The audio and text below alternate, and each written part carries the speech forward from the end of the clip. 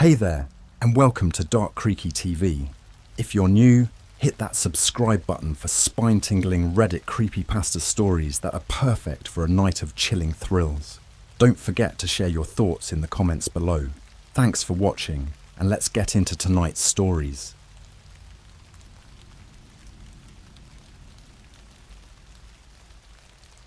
I found a Russian military base in the woods. I just saw something I can't explain. Alright, I need to get this off my chest. I've been sitting on this for a few days now, trying to process what happened. I'm not even sure if anyone will believe me, but I have to tell someone. So here it goes. Last weekend, I decided to go on a solo camping trip. I know, sounds cliche, right?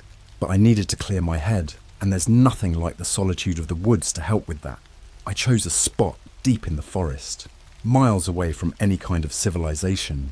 I'm an experienced camper, so I wasn't worried about getting lost or anything. I had my GPS, my gear, and enough supplies to last a few days.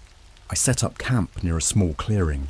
It was perfect, quiet, serene, the kind of place you only see in movies. The first night was uneventful, just the usual sounds of nature, which I find comforting. But things took a turn the next morning. I woke up early and decided to explore the area. I figured I'd do some hiking, maybe find a stream to refill my water bottles. I packed a small day pack with essentials and set off. I wandered deeper into the forest, enjoying the peacefulness. After a couple of hours, I came across something strange. I found an old, overgrown path. It looked like it hadn't been used in years. My curiosity got the better of me, and I decided to follow it. The further I went, the more uneasy I started to feel. The forest was quiet, too quiet. No birds, no animals, just an eerie silence. After about half an hour, I stumbled upon what looked like an old abandoned building. It was covered in moss and vines, almost blending in with the forest around it. But it was definitely man-made. I should have turned back right then, but I didn't. I felt this strange compulsion to keep going, to see what was inside. The building looked like it had been some sort of military facility. The door was slightly ajar, and I pushed it open with a creak. Inside, it was dark and musty, the air thick with decay. I pulled out my flashlight and started to explore. The place was a mess, papers and equipment scattered everywhere, like people had left in a hurry. I found old Russian documents, which I couldn't read, but it was clear this place had been abandoned for decades. As I moved deeper into the building, I found rooms that looked like laboratories, rusty cages, broken glass, and strange equipment I couldn't identify. Then I found a staircase leading down to a basement. The air grew colder, and I could hear a faint humming sound. I should have left. Every instinct told me to get the hell out of there, but I was drawn to it. I had to know what was down there. The basement was even darker and colder. My flashlight flickered, adding to the unsettling atmosphere. I found a series of small rooms, each with heavy metal doors. Most were empty, but one door at the end of the hall was different. It had thick chains and a massive lock, like they were trying to keep something in. I should have turned back, but I was too curious. I found an old crowbar and pried the lock open. The door creaked open, and the smell hit me first. It was a mix of rot and something else, something chemical. I gagged but pushed on. Inside, the room was dark. My flashlight revealed a large metal table in the center, with restraints on it. There were deep scratches on the table, like something had tried to claw its way out. And then I saw it. In the corner of the room, huddled in the shadows, was something. At first, I thought it was a person, but then it moved. It was hunched over, with long limbs and pale, almost translucent skin. Its eyes were huge and black, reflecting the light from my flashlight. It stared at me, unblinking. I froze. It was like my body refused to move. The thing slowly stood up, towering over me. It opened its mouth, revealing rows of sharp, needle-like teeth. Then it spoke. The voice was a guttural growl, speaking in Russian. I couldn't understand the words, but the tone was clear. It was angry. I finally snapped out of my paralysis and ran. I didn't look back, just sprinted out of the room, up the stairs and out of the building. I kept running until I couldn't breathe, collapsing in a heap in the middle of the forest. I don't know how long I stayed there, but eventually I made my way back to my camp, packed up, and got the hell out of there. I haven't told anyone until now. I don't even know what I saw, but it's haunting me. I can't sleep, can't eat. I see those eyes every time I close my eyes. If anyone has any idea what that was, please tell me. I need to know I'm not losing my mind. I spent the next few days in a state of paranoia. Every sound, every shadow seemed like it was following me. I couldn't shake the feeling that whatever I saw in that basement was somehow watching me, waiting for the right moment to strike. My friends noticed the change in me, but I couldn't bring myself to tell them what happened. Who would believe me? I tried to go about my normal routine, but my mind kept drifting back to that old military base. I needed answers. So I did what any sane person would do. I turned to the internet. I scoured forums, websites, anything that might give me a clue about what I saw. Eventually, I stumbled upon a dark web forum that specialized in paranormal and unexplained phenomena. I was desperate, so I posted my story, hoping someone out there might have an explanation. A few days later, I got a response.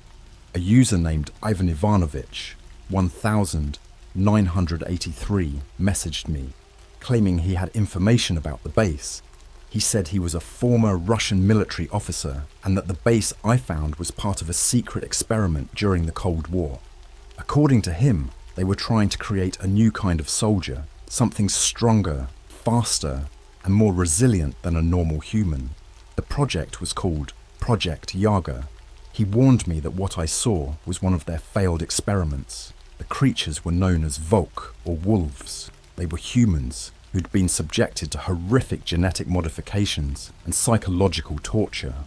Most of them died during the process, but a few survived, becoming monstrous abominations. The project was abandoned, and the creatures were left to rot in the base, chained and locked away from the world. Ivan told me that I was lucky to have escaped. The Volk were dangerous, unpredictable, and had a taste for human flesh. He advised me to stay away from the forest and to never speak of this again. But his warnings only fueled my obsession. I needed to know more. I started digging deeper, finding old documents and records about Project Yaga. The more I read, the more horrifying it became. The scientists involved were brutal, conducting experiments that would make even the most hardened criminals shudder. They believed they were creating the perfect weapon, but what they ended up with were monsters. Despite the danger, I knew I had to go back. I needed to see for myself if there were more creatures like the one I encountered. I needed proof, something tangible to show the world what had been hidden away for so long. So I started preparing for another trip to the forest. This time, I brought a friend, Alex. He was an ex-military guy, tough as nails and always up for an adventure. I told him about the base, leaving out the more fantastical elements. He agreed to come with me, intrigued by the idea of exploring an abandoned military facility. We set off early in the morning, retracing my steps from my previous trip. The forest felt different this time, more oppressive. The air was thick with tension, and even Alex, who was usually fearless, seemed on edge. We reached the overgrown path, and I could see the skepticism in his eyes, but he followed me without question. When we arrived at the base, I could see the hesitation on Alex's face. The place looked even more decrepit than before, like it was decaying faster than normal. We made our way inside, the familiar musty smell hitting me like a punch. Alex's flashlight cut through the darkness, illuminating the mess of papers and equipment. We moved cautiously, checking each room before entering. I led him to the basement, explaining what I had seen. He didn't say much, but I could tell he was on high alert. The staircase loomed ahead of us, and I felt a shiver run down my spine. As we descended, the air grew colder. The humming sound I had heard before was still there, faint but persistent. We reached the bottom, and I led him to the room with the chain door. The lock was still broken, the door slightly ajar. I pushed it open, and the smell hit us both, causing Alex to gag. The room was just as I remembered it. The metal table with its restraints, the deep scratches, and the dark corner where I had seen the creature. But this time, the corner was empty. Relief washed over me, but it was short-lived. Alex shone his flashlight around the room, revealing something I hadn't noticed before. On the walls, there were markings, like someone had scratched symbols into the concrete. They were crude, almost primitive, but they seemed to tell a story. Alex moved closer, examining them. He turned to me, his face pale. "These are warnings," he said. "Whoever, or whatever, made these was trying to warn anyone who came down here." I felt a chill run down my spine. What kind of warnings? What were they trying to tell us? Before I could ask, we heard a noise from down the hall, a low, guttural growl that made my blood run cold. Alex raised his flashlight, and we saw movement in the shadows. Two figures emerged, hunched over and grotesque, their eyes reflecting the light. They were like the creature I had seen before, but there were more of them. They moved slowly at first, but then they started to advance, their growls growing louder. "Run," Alex said, his voice barely more than a whisper. We turned and sprinted back up the stairs, the creatures hot on our heels. The air was thick with their growls, echoing off the walls. We reached the main floor, and I slammed the door shut behind us, leaning against it to catch my breath. "What the hell were those things?" Alex gasped, his eyes wide with fear. I shook my head, unable to speak. We needed to get out of there, and fast. We made our way back through the building, the sounds of the creatures growing fainter, but still present. When we finally emerged into the daylight, I felt a wave of relief wash over me. We didn't stop running until we reached my car. We jumped in and sped away, leaving the forest and its horrors behind. That night, I couldn't sleep. Every time I closed my eyes, I saw those creatures, their black eyes staring into my soul. I knew this wasn't over. Whatever was in that base was still out there, and now it knew we had been there. I don't know what to do. Alex is just as shaken as I am, and we've agreed not to tell anyone about this. But I can't stop thinking about it. I need to know more. I need to understand what those creatures are, and how they came to be. If anyone out there has any information, please, I'm begging you, help me. This isn't just about curiosity anymore. It's about survival. I barely slept after our second trip to the base. Every creak of my house, every rustle of leaves outside sent me into a panic. I couldn't shake the feeling that those creatures had followed me home. Alex was no better. We spoke a few times, both of us grappling with the nightmare we had stumbled into. One night, about a week after our encounter, I received another message from Ivan Ivanovich, 1983. He seemed agitated, his tone more urgent than before. He asked if I had gone back to the base, warning me that if I had, I might have awakened something far worse. His message was cryptic, but he mentioned something called the Beast of Yaga. He didn't elaborate, but he gave me an address and told me to meet him there if I wanted answers. It was a remote location, several hours' drive from where I lived. Against my better judgment, I decided to go. I needed to know what we were dealing with.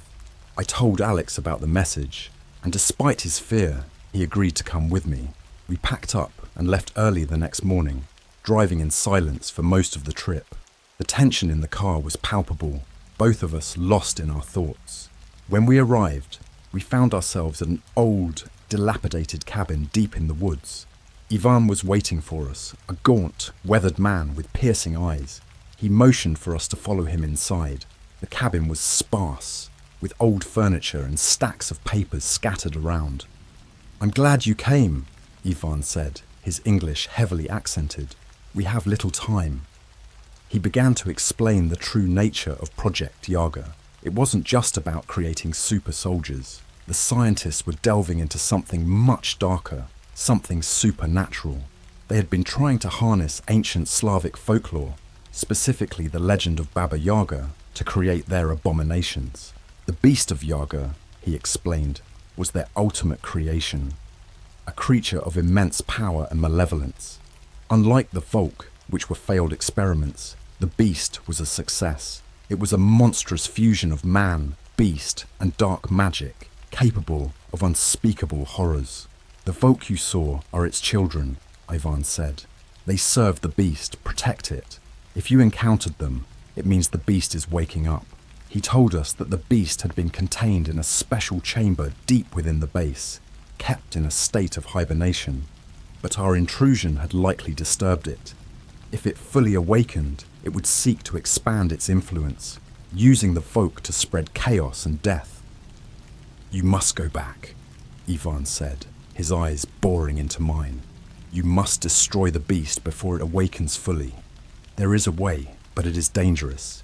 He handed us a set of old, yellowed papers detailing a ritual to banish the beast. It involved a series of steps, each more perilous than the last. We needed specific items, some of which were at the base, others we had to find ourselves. Alex and I left the cabin with heavy hearts. The weight of what we had to do pressed down on us, but we knew we had no choice. We spent the next few days gathering the necessary items, each one more obscure and difficult to obtain than the last. Finally, we were ready. We drove back to the forest, our nerves on edge. This time, we brought more supplies, weapons, flashlights, and the items for the ritual. The sun was setting as we reached the base, casting long shadows that seemed to dance and twist around us. We made our way inside, the familiar smell of decay hitting us once again. We moved quickly, heading straight for the basement. The humming sound was louder this time, more menacing. We reached the bottom of the stairs, and I felt a chill run down my spine. The creatures were waiting for us. The two folk we had seen before stood at the far end of the hallway, their eyes gleaming with malice. They growled, low and menacing, but they didn't move. It was like they were waiting for something. We approached the chamber where the beast was kept. The door was massive, made of reinforced steel. It was slightly ajar, a faint light seeping through the crack. My heart pounded in my chest as we pushed it open. The room was large, dominated by a massive stone altar in the center. Strange symbols covered the walls, pulsating with a dark energy. On the altar lay a creature, larger than any man, its body twisted and grotesque. It was asleep, but its breathing was heavy, labored. We began the ritual, following the instructions Ivan had given us. We lit the candles, placed the items in the specified positions, and began to chant the ancient words. The air grew thick with tension, the symbols on the walls glowing brighter. Halfway through the ritual, the beast stirred. Its eyes snapped open, black as night, filled with a malevolent intelligence. It roared, a sound that shook the very foundations of the base. The folk outside the door howled in response, their cries echoing through the halls. We continued the chant, our voices trembling with fear. The beast struggled against its restraints, the altar shaking with its fury. The air crackled with energy, and I felt a force pressing down on me, threatening to crush me. Just as it seemed like we would fail, a blinding light filled the room. The beast let out a final, ear-splitting roar before collapsing back onto the altar. The light faded, and the room grew silent. The symbols on the walls dimmed, their power extinguished. We stood there, panting, drenched in sweat. It was over. We had done it. The beast was banished, its influence broken. We made our way out of the base, the folk nowhere to be seen. The forest seemed brighter, less oppressive, as if a weight had been lifted. We drove back in silence, the events of the night replaying in our minds. We had faced a nightmare and survived, but I knew we would never be the same. The horrors we had witnessed would haunt us forever. As we parted ways, Alex turned to me, his expression serious. "We can't tell anyone about this. No one would believe us, and it's better if this stays buried." I nodded in agreement. Some things were best left in the dark, forgotten and hidden away. But I couldn't shake the feeling that this wasn't the end. The beast might be gone, but the knowledge of its existence would always linger, a dark shadow on the edge of my mind. Weeks passed, but the memories of the base haunted me. I couldn't shake the feeling that something was still out there, lurking in the shadows. Alex and I had agreed to keep our experience a secret, but the weight of it was suffocating. I found myself unable to concentrate at work, my mind constantly drifting back to that basement and the monstrous beast we had faced. One night, I got a call from Alex. He sounded frantic. his voice trembling with fear. "You need to come over, now," he said before hanging up. I didn't hesitate. I grabbed my keys and drove to his place, my heart pounding in my chest. When I arrived, Alex was pacing his living room, a wild look in his eyes. "What's going on?" I asked, trying to stay calm. He handed me a piece of paper, his hands shaking. It was a letter, written in a strange, angular script. "I found this on my doorstep this morning. It's from Ivan," he said. I scanned the letter, my blood running cold. Ivan had written to warn us that the ritual we performed had only been a temporary solution. The beast wasn't truly banished, it was merely weakened, its power contained for a short time. He urged us to return to the base and finish the job before it regained its strength. "We have to go back," Alex said, his voice barely more than a whisper. "We have to stop it for good."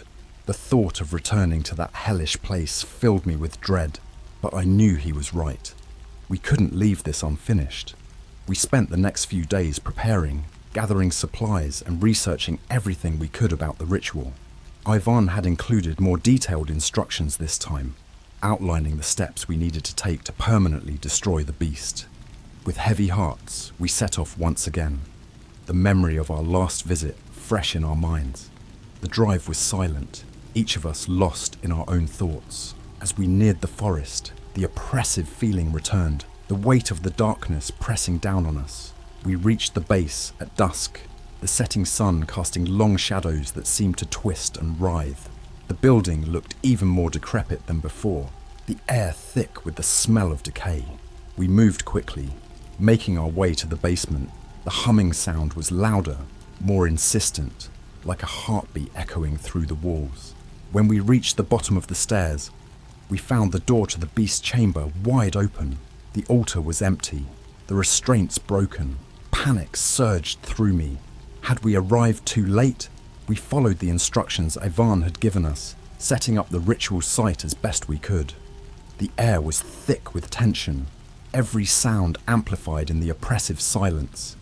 As we began the chant, the temperature dropped, our breath visible in the cold air.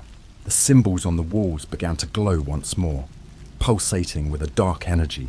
The humming grew louder, filling the room with a deafening roar.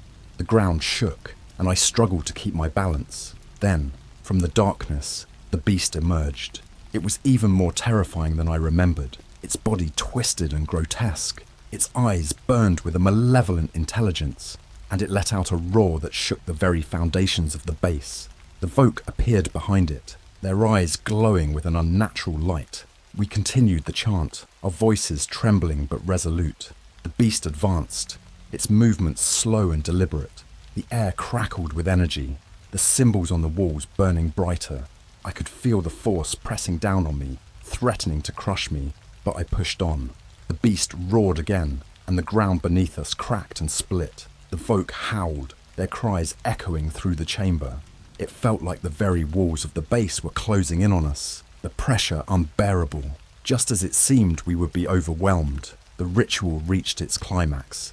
A blinding light filled the room, and the beast let out a final ear-splitting roar before collapsing to the ground. The light grew brighter, enveloping everything in its glow.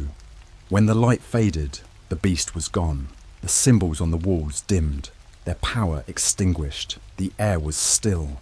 The oppressive weight lifted. We had done it. The beast was destroyed, its influence broken. We made our way out of the base, the forest seeming brighter, less threatening.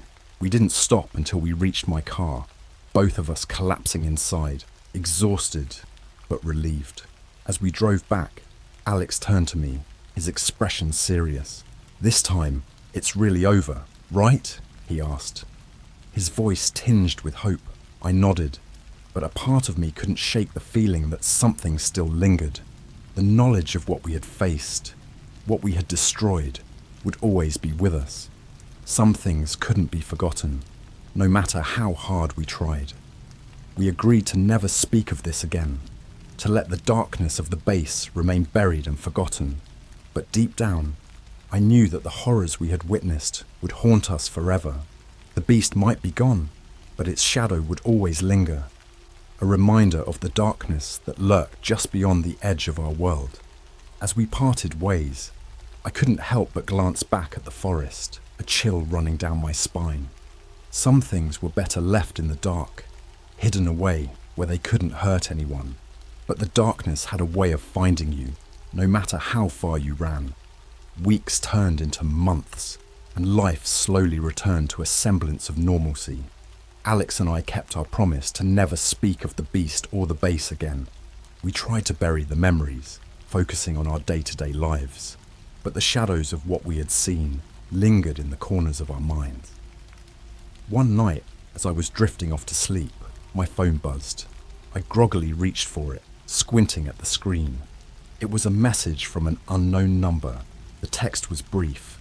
"Meet me. Urgent. Ivan." Attached was an address. I hadn't heard from Ivan since our last encounter. The message filled me with a sense of foreboding, but I knew I couldn't ignore it. I called Alex and told him about the message. He hesitated, but eventually agreed to come with me. We had faced this nightmare together, and we would see it through to the end. The address led us to an old, abandoned warehouse on the outskirts of town. The place was eerily quiet, the only sound the crunch of gravel under our feet. We approached the entrance cautiously, our flashlights cutting through the darkness. Inside, the warehouse was vast and empty, save for a few crates and broken machinery. Ivan stood in the center, his expression grave. He looked older, more haggard, as if the weight of our shared burden had taken its toll on him. "You came," he said, his voice a hoarse whisper. "I feared you wouldn't." "What's going on, Ivan?" Alex asked, his voice tense. Ivan motioned for us to sit. "I've discovered something I should have told you before. The beast, it wasn't the only one." My heart sank. "What do you mean?" Ivan sighed, rubbing his temples. "The Soviet Union had many secret projects, many dark experiments. Project Yaga was just one of them. There were others, scattered across remote locations, hidden from the world. And I've received word that another such base has been discovered." He handed us a folder, filled with old, yellow documents and maps. "This one is in Siberia. If the creatures there are anything like the Volk, they pose a great danger. We must stop them before they awaken." The thought of going through that hell again was almost unbearable, but I knew we couldn't ignore this. The world had to be protected from these monstrosities. We agreed to help Ivan, despite our fear. The journey to Siberia was long and arduous. We travelled by plane, train, and finally, an old, battered truck that took us deep into the frozen wilderness. The landscape was stark and unforgiving, a vast expanse of snow and ice that seemed to stretch on forever. The base was hidden in the mountains, an old bunker buried beneath the ice. As we approached, the air grew colder, and a sense of dread settled over us. The entrance was a heavy steel door, partially buried in snow. Ivan struggled with the lock, but it finally gave way, creaking open to reveal a dark, icy corridor. The bunker was in better condition than the one we had previously encountered, but it was still abandoned and eerie. Our breath formed clouds in the freezing air as we made our way deeper into the complex. The walls were lined with old, rusting equipment and faded Soviet propaganda posters. We found the central chamber, a large room with an altar similar to the one in the first base. Symbols covered the walls, glowing faintly with a sickly green light. But this time, there were no creatures waiting for us. Ivan began setting up the ritual, his hands trembling from the cold and fear. As he chanted the ancient words, the air grew even colder, and a low hum filled the room. The symbols on the walls pulsed with energy, casting eerie shadows. Then we heard it, a distant growl, growing louder and more menacing. The ground shook as the creatures approached, their eyes glowing in the darkness. But these weren't just Volk. They were larger, more grotesque, their bodies twisted and deformed. We fought them off as best we could, using the weapons we had brought. The creatures were relentless, their strength and ferocity overwhelming. But we held our ground, determined to complete the ritual. As the chanting reached its climax, a blinding light filled the room, and the creatures let out agonized roars. The ground trembled, and the air crackled with energy. Then, as suddenly as it had begun, The light faded, and the creatures collapsed, their bodies disintegrating into dust. We stood there panting, drenched in sweat despite the freezing temperatures. The symbols on the walls dimmed, their power extinguished. It was over. The base was cleansed, the creatures banished. We made our way out of the bunker, the first light of dawn breaking over the mountains. The air was crisp and clear, the oppressive weight lifted. We had done it, we had faced the darkness and emerged victorious. As we parted ways with Ivan, I couldn't help but feel a sense of closure. The horrors we had faced would always be with us, but we had done our part to protect the world from these monstrosities. We had faced our fears and emerged stronger. Alex and I returned home, determined to move on with our lives. We knew there were still dark secrets hidden in the world, but we also knew we had the strength to face them. Some things were better left in the dark, but we had proven that we could shine a light on even the deepest, darkest corners of the world. And as I drifted off to sleep that night, I felt a sense of peace for the first time in months. The shadows of the past would always linger, but they no longer held the same power over me. We had faced the darkness and won, and that knowledge would give me strength in the days to come.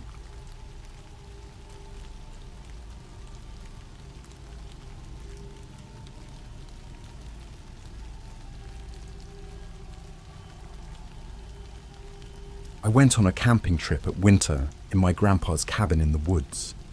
I received a horrifying list of rules. I'm not sure why I'm writing this. Maybe I just need to get it out, or maybe I think someone might believe me and warn others. Either way, here it is. My grandpa passed away last year, leaving behind his old cabin in the woods. I used to spend summers there as a kid, and it was always a place of adventure and mystery.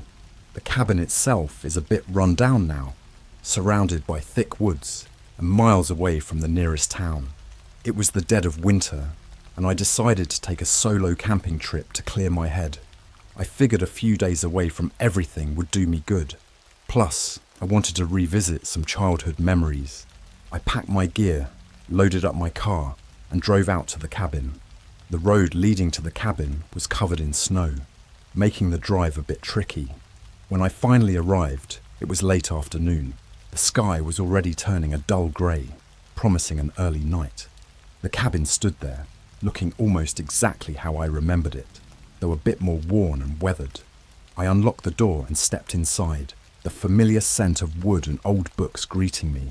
The first thing I noticed was a letter on the kitchen table, addressed to me in my grandpa's shaky handwriting.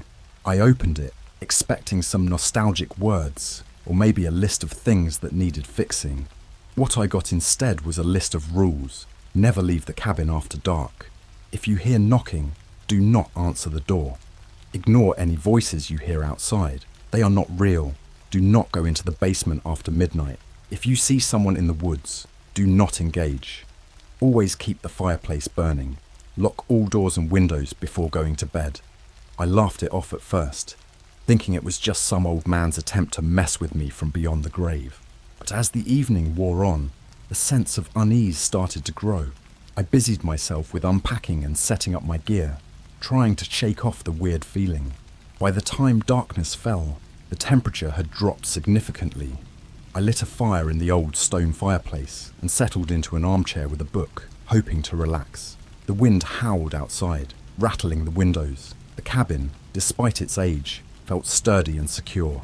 Around 9 p.m, I heard the first knock. It was a slow, deliberate sound, like someone gently tapping on the door with their knuckles. I froze, the rules flashing in my mind. Ignore the knocking. Do not answer the door. I tried to focus on my book, but my eyes kept darting to the door. The knocking continued, persistent, but not aggressive. It felt almost polite, like whoever was out there was waiting patiently for me to answer. After what felt like hours, but was probably only a few minutes, the knocking stopped. I let out a breath I didn't realize I'd been holding and tried to calm myself down. I decided to go to bed early, hoping to sleep off the weird vibes. I made sure all the doors and windows were locked, just as the list had instructed. My grandpa's old bedroom was cold, the draft from the window seeping through the thin curtains. I crawled under the heavy blankets and tried to get comfortable. Just as I was drifting off, I heard it again, the knocking. This time, it was louder, more insistent. I pulled the blankets up over my head, willing it to stop.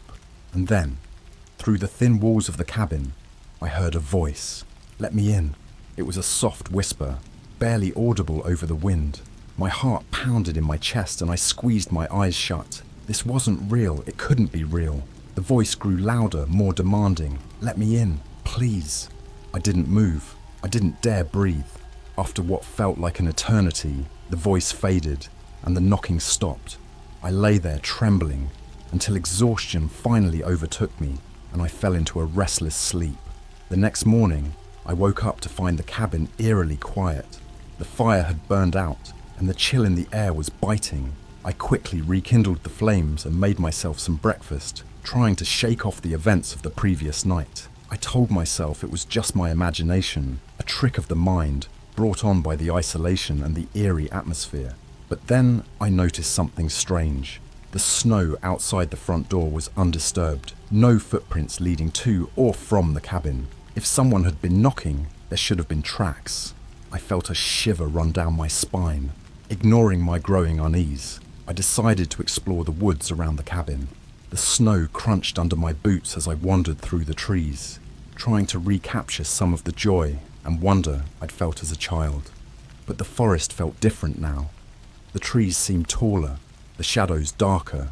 I kept glancing over my shoulder, feeling like I was being watched. I found myself at the edge of a small clearing I remembered from my childhood.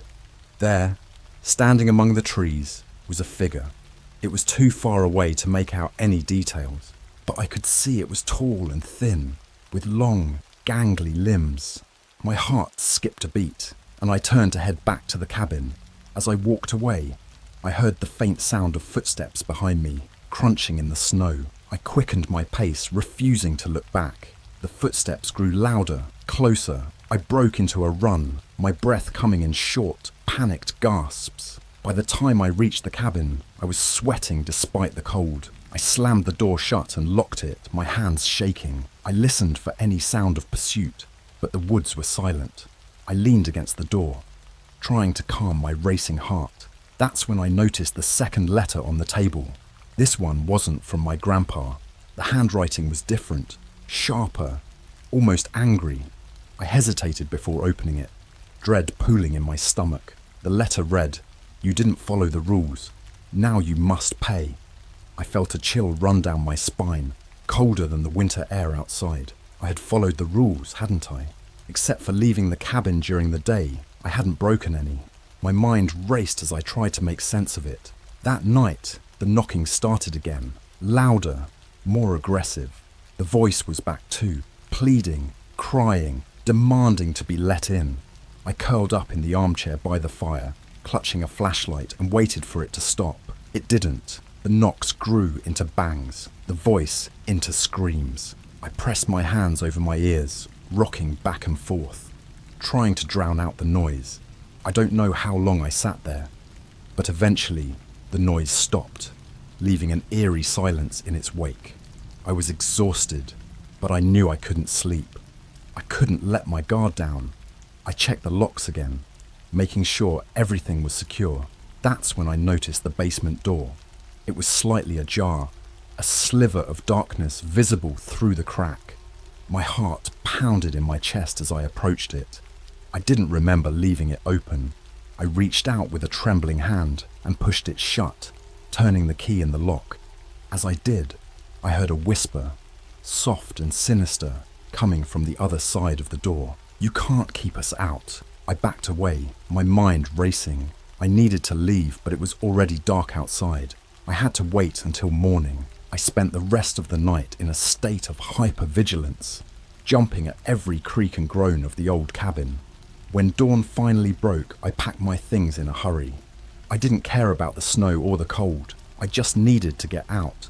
As I reached for the door, I heard a final knock, soft and almost mocking. I didn't look back as I drove away, the cabin shrinking in my rearview mirror. I don't know what was in those woods, or what had come to visit me. All I know is that I'll never go back. The list of rules, once a curiosity, now a grim reminder of what lurks in the darkness. I don't expect anyone to believe me. I wouldn't believe it myself if I hadn't lived through it. But if you ever find yourself at an old cabin in the woods and you come across a list of rules, follow them. Your life might depend on it. I swore I would never go back to that cabin, but life has a way of dragging you back to places you don't want to be. It was late summer when my mum called me, her voice shaky. She told me that my uncle had passed away and that we needed to go to the cabin to sort out his belongings. I wanted to refuse, but the guilt gnawed at me. She couldn't handle it alone. The drive up was different this time. The oppressive weight of winter was gone, replaced by the warmth of late summer. The cabin looked less menacing in the daylight, almost welcoming. I tried to convince myself that what had happened last winter was a figment of my imagination, a product of isolation and fear. My mum and I arrived at the cabin in the early afternoon. She seemed nervous but didn't mention it, and I didn't either. We spent the first few hours cleaning and sorting through old boxes. The cabin was cluttered with my uncle's things, remnants of a solitary life.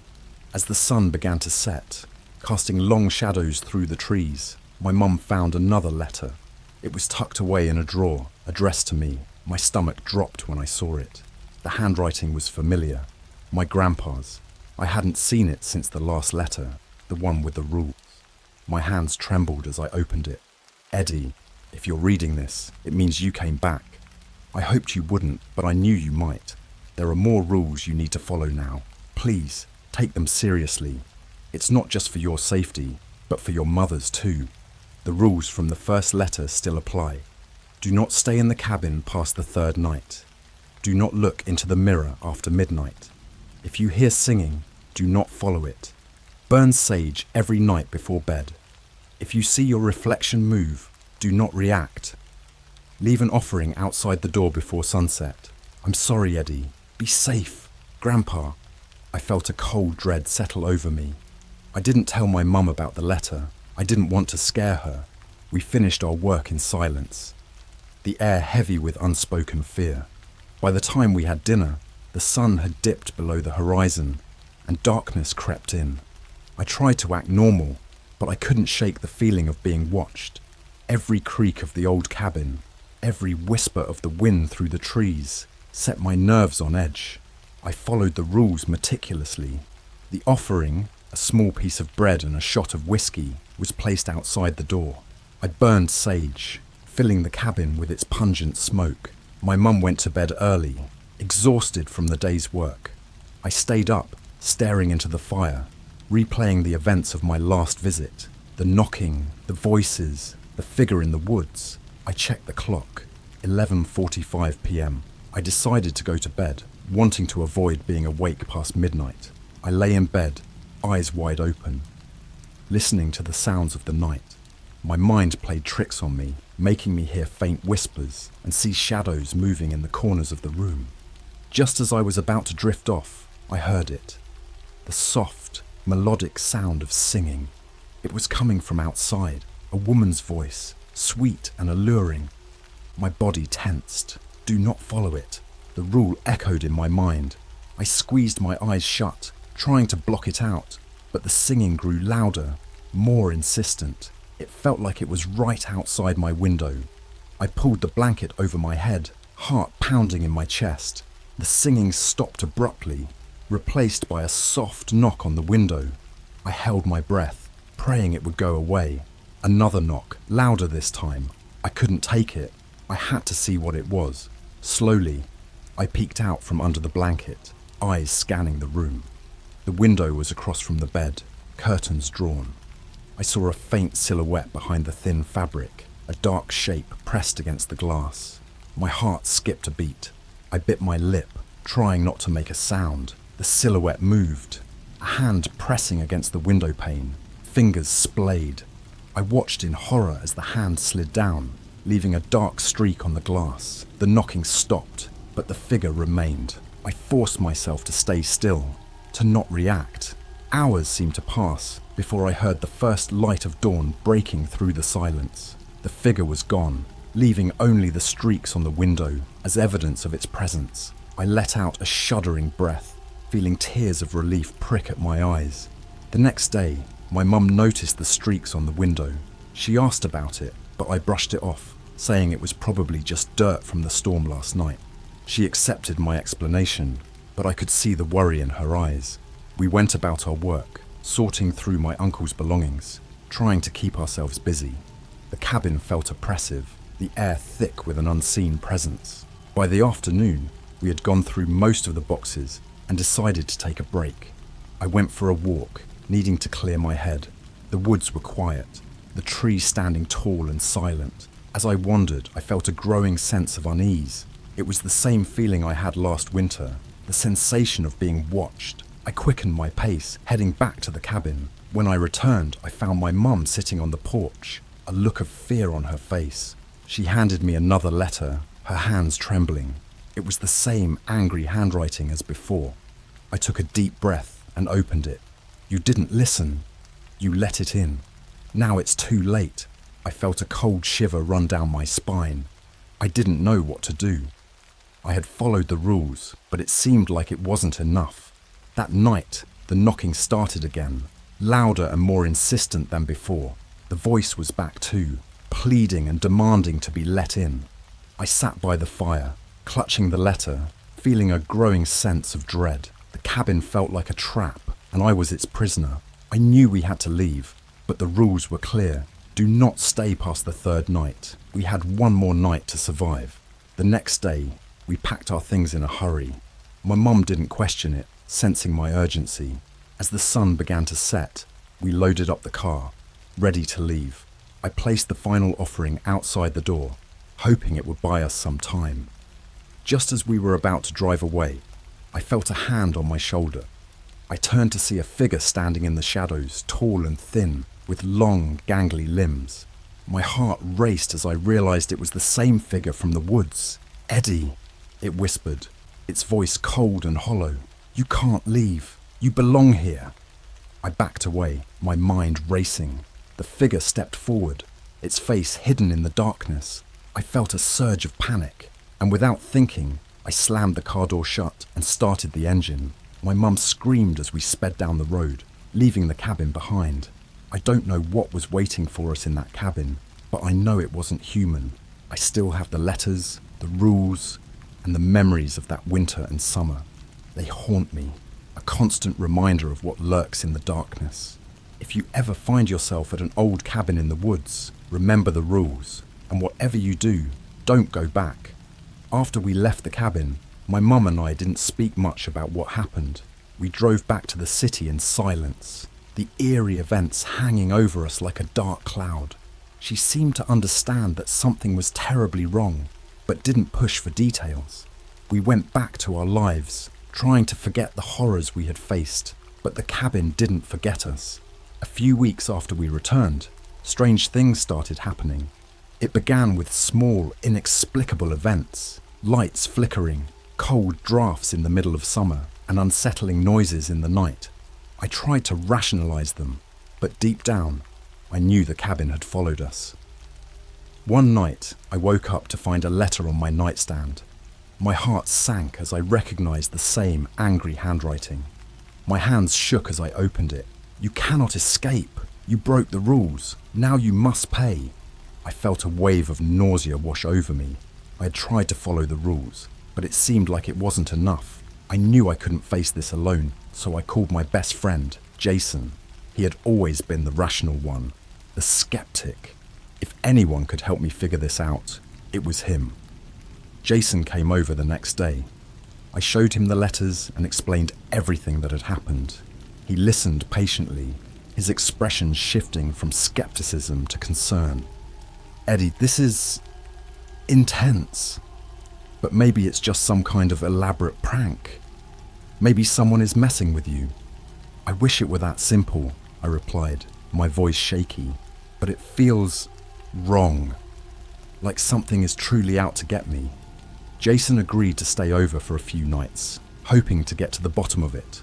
The first night was uneventful, and I started to believe maybe he was right.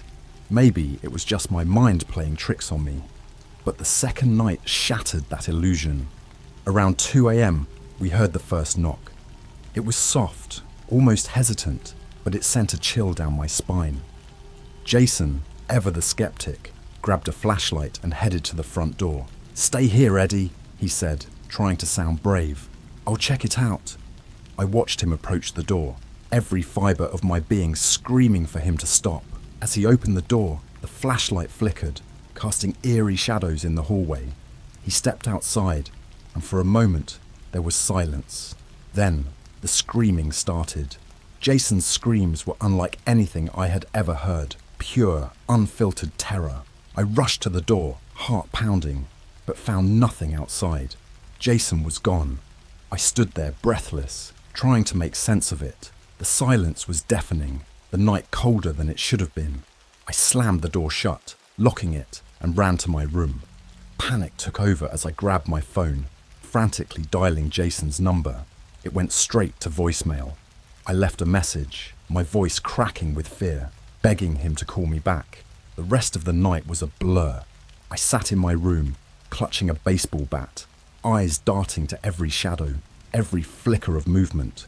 The knocking returned, more insistent, but I didn't dare open the door. The whispers followed, soft at first, then growing louder, more demanding. "Let us in, Eddie." I covered my ears, trying to block out the voices, but they only grew louder. My phone buzzed and I jumped, hoping it was Jason, but it was another message, this time a text. "You can't hide. We're coming for you." I felt a cold sweat break out, my hands shaking uncontrollably. I didn't sleep that night. As dawn broke, the voices faded, leaving me in a state of exhaustion and dread. I called the police, but they found no trace of Jason. It was like he had vanished into thin air. My mum, seeing the state I was in, insisted I move back home for a while. I agreed, desperate for some semblance of safety. But the cabin's reach extended beyond its walls. Living with my mum didn't stop the strange occurrences. The knocking followed me, as did the whispers. I started seeing shadows in the corners of my vision, fleeting figures that disappeared when I turned to look. My mum tried to comfort me, but I could see the fear in her eyes. One night, as I lay in bed, I heard the familiar sound of singing. It was the same haunting melody from the cabin, the voice soft and alluring. My heart raced as I realized it was coming from outside my window. I gathered the courage to look, pulling back the curtains slightly. There, standing in the yard, was the same tall, thin figure from the woods. It stood motionless, its face hidden in the shadows. I stumbled back, terror gripping me. The next day, I found another letter on the kitchen table. It was from my grandpa, but the handwriting was more frantic, almost desperate. "Eddie, I'm so sorry. I thought the rules would keep you safe. I was wrong. There's only one way to end this. You have to go back to the cabin. Burn it down. Destroy everything. It's the only way to break the curse. Please, be careful. Grandpa." I knew what I had to do. As much as I dreaded it, the cabin was the source of everything. It had to be destroyed. I packed my things, determined to end this nightmare once and for all. Before leaving, I said goodbye to my mum, trying to keep my voice steady.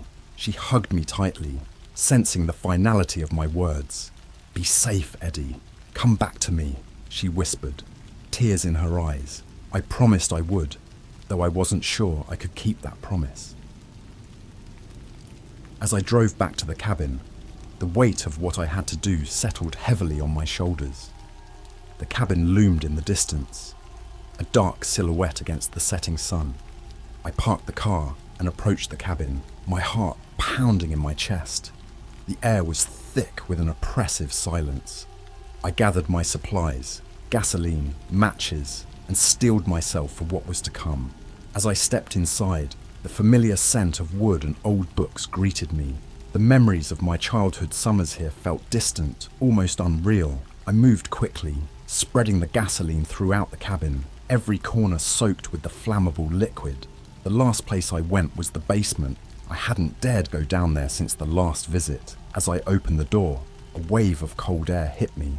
The stairs creaked under my weight as I descended, flashlight in hand. The basement was dark and damp, the smell of mold strong. I moved cautiously, spreading the gasoline, making sure to cover every inch. As I turned to leave, My flashlight flickered, and I heard a soft whisper, "Eddie." I froze, the hairs on the back of my neck standing up. The whisper came again, louder this time. "Eddie, you can't escape." I turned, shining the flashlight into the darkness. There, at the far end of the basement, stood the figure. Its eyes glowed with a sinister light, and a twisted smile spread across its face. Panic surged through me, and I scrambled up the stairs, slamming the basement door shut behind me. I lit the matches, my hands shaking, and threw them onto the gasoline-soaked floor. Flames erupted, quickly spreading through the cabin. I ran outside, watching as the fire consumed the old building. The heat was intense, the flames roaring, but I felt a strange sense of relief. The cabin, and whatever haunted it, would be destroyed. As the fire burned, I heard a final whisper, carried on the wind. "We will find you." I drove away, not looking back. The flames reflected in my rearview mirror. The cabin was gone, but the fear remained. I didn't know if I had truly escaped, or if the curse would follow me. All I knew was that I had to keep moving, never looking back, always watching the shadows. The cabin might be gone, but its darkness still lingered, a constant reminder of the horrors I had faced. And the rules, they were etched into my mind, a grim guide to survival in a world where the shadows hold more than just darkness. It's been months since I burned down the cabin, but the sense of dread hasn't left me. I've moved 3 times, trying to put as much distance between myself and those woods as possible. Each time, I hoped the shadows wouldn't follow, but they always did. I've been living in a small apartment in the city, surrounded by noise and people. It's supposed to feel safer, but the urban bustle can't drown out the whispers. They come at night, soft and insistent, and I've started seeing fleeting shadows in the corners of my vision. I haven't told anyone about what happened, not even my mum. She's worried enough as it is. I don't want to drag her into this nightmare any further. Jason's disappearance was never explained, and I can't risk losing anyone else. But I can't keep running forever. One night, as I was trying to get some sleep, my phone buzzed. It was a text from an unknown number. My blood ran cold as I read the message. "We see you." I tried to calm myself, rationalize it as a prank, but deep down, I knew it was them. The figures, the voices, they had found me. I couldn't keep living like this, constantly looking over my shoulder. I needed answers, and the only place to find them was in the past. I decided to visit my grandfather's old friend, Mr. Howard. He was the only person who might know what my grandfather had been dealing with. Mr. Howard lived in a secluded house on the outskirts of town. It was a long shot, but I had to try. When I arrived, Mr. Howard greeted me with a wary smile. He was an old man, his face lined with age and worry. I explained everything, my trips to the cabin, the rules, the haunting, and Jason's disappearance. He listened quietly, his expression growing more serious with every word. When I finished, he sighed deeply. "Your grandfather wasn't just a woodsman, Eddie. He was a guardian. The cabin was built on a threshold, a place where our world meets another. He spent his life keeping the darkness at bay." I felt a chill run down my spine. But why did he leave the cabin to me? Why didn't he warn me? He tried, Eddie. The letters, the rules. He did everything he could to protect you. But once you broke the rules, the darkness took notice. It's relentless. It won't stop until it claims you. I felt a wave of hopelessness wash over me. What can I do? How do I stop it? Mr. Howard's eyes were sad, but determined. There might be a way, a ritual to seal the threshold, to close the connection between our world and theirs. But it's dangerous, and it requires a sacrifice. My heart sank. What kind of sacrifice? The ritual requires the blood of a guardian. Your grandfather's blood runs in your veins. It will demand a part of you, your life force, your essence. It's the only way to break the curse. I didn't hesitate. I'll do it. Tell me what I need to do. Mr. Howard nodded, his expression grave. Meet me at the ruins of the cabin at midnight. Bring something personal, something that holds your essence. We'll need it for the ritual. I left Mr. Howard's house, feeling a mix of fear and determination. I knew the risks, but I couldn't keep living in this nightmare. I had to end it, once and for all. That night, I drove back to the woods, to the place where it all began. The drive was long and silent, the road familiar yet menacing. When I arrived, the ruins of the cabin were eerily quiet, the charred remains standing as a grim reminder of my last visit. Mr. Howard was already there, setting up for the ritual. He had drawn a large circle on the ground, surrounded by strange symbols. In the center was a small altar, adorned with candles and incense. The air was thick with tension and the smell of burning herbs. I handed him my grandfather's old pocket watch, a keepsake I had always carried with me. It was one of the few things I had left of him, and it felt right to use it for the ritual. Mr. Howard placed the watch on the altar and began chanting in a language I didn't understand. The air grew colder, the shadows around us deepening. I felt a strange pull, like something was tugging at my very soul. "Stand in the circle, Eddie," Mr. Howard instructed, his voice steady despite the growing tension. I stepped into the circle, my heart pounding.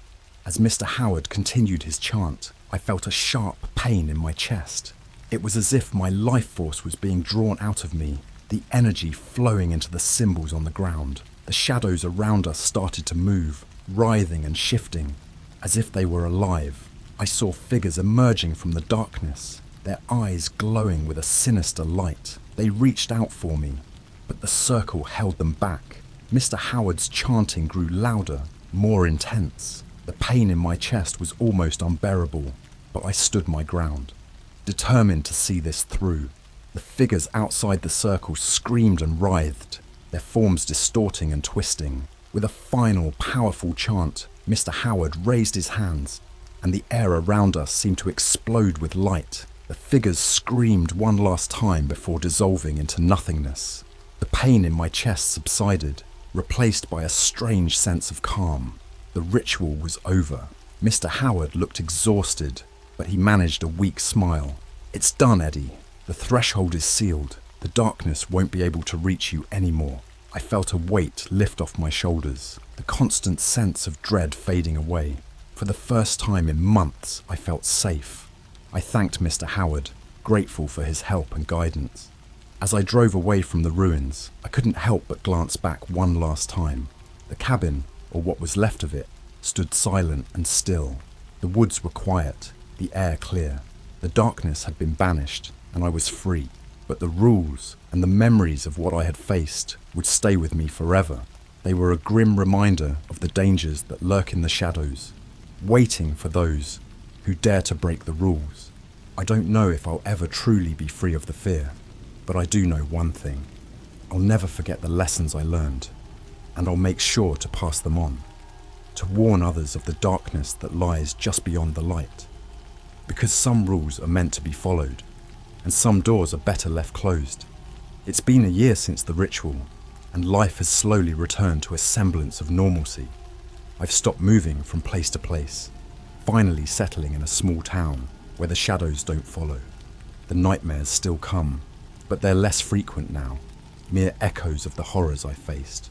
I've stayed in touch with Mr. Howard. He's become a mentor of sorts, helping me understand the world beyond our own. He's taught me about the thin veil between realities, about the entities that linger in the dark, waiting for a chance to cross over. I've learned that while the ritual sealed the threshold, the darkness is never truly gone. I visit my mum often, and though she never asks, I know she senses the change in me. The fear has left its mark, but I've grown stronger, more aware of the unseen dangers that lurk just beyond the light. One evening, as I was organising some old belongings, I found my grandfather's journal. It was tucked away in a box of forgotten items, its leather cover worn and cracked. I opened it, the pages filled with his meticulous handwriting, chronicling his years as the cabin's guardian. The entries were a mix of daily observations, warnings, and cryptic notes about the entities he encountered. One entry in particular caught my eye. October 13th, 1995.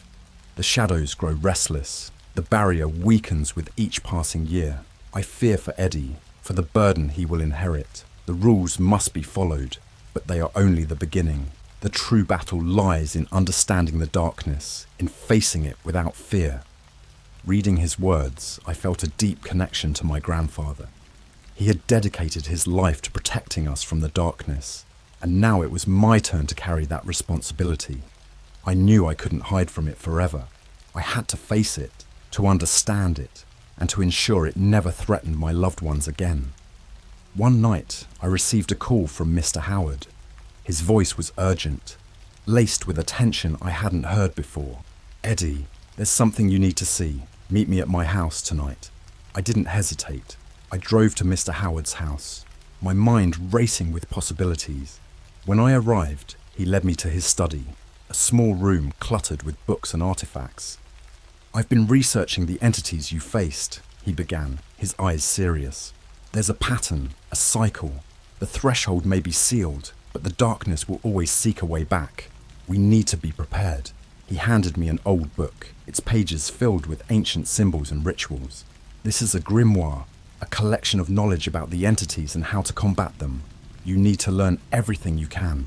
The next guardian must be ready." I nodded, the weight of the task settling on my shoulders. "I'll do whatever it takes. I won't let them come back." Mr. Howard smiled, a mixture of pride and sadness in his eyes. "You've come a long way, Eddie. Your grandfather would be proud." As I left his house that night, I felt a renewed sense of purpose. The darkness might always be there, lurking just out of sight, but I wouldn't face it alone. I had the knowledge, the guidance of Mr. Howard, and the legacy of my grandfather to light my way. The following months were a blur of study and preparation. I immersed myself in the grimoire, learning about the rituals and symbols that could protect against the entities. Mr. Howard and I worked together, reinforcing the seals and barriers that kept the darkness at bay. One night, as I was poring over the grimoire, I heard a familiar sound, the soft, melodic singing that had haunted my dreams. I looked up, heart pounding, and saw a figure standing in the doorway. It was my grandfather. He looked just as I remembered, though his eyes were filled with a sorrow I hadn't seen before. He spoke softly, his voice echoing through the room. "Eddie, you've done well, but the battle is far from over. The darkness is patient. It will wait for its chance. You must be vigilant, always." I felt a tear slip down my cheek. "I miss you, Grandpa." He smiled, a gentle, reassuring smile. "I'm always with you, Eddie. In the light, in the shadows. Remember the rules, and remember your strength. You are not alone." With that, he faded away, leaving me standing in the quiet of the room. I took a deep breath, feeling a sense of peace wash over me. I knew I would carry his legacy, his wisdom, and his strength with me, always.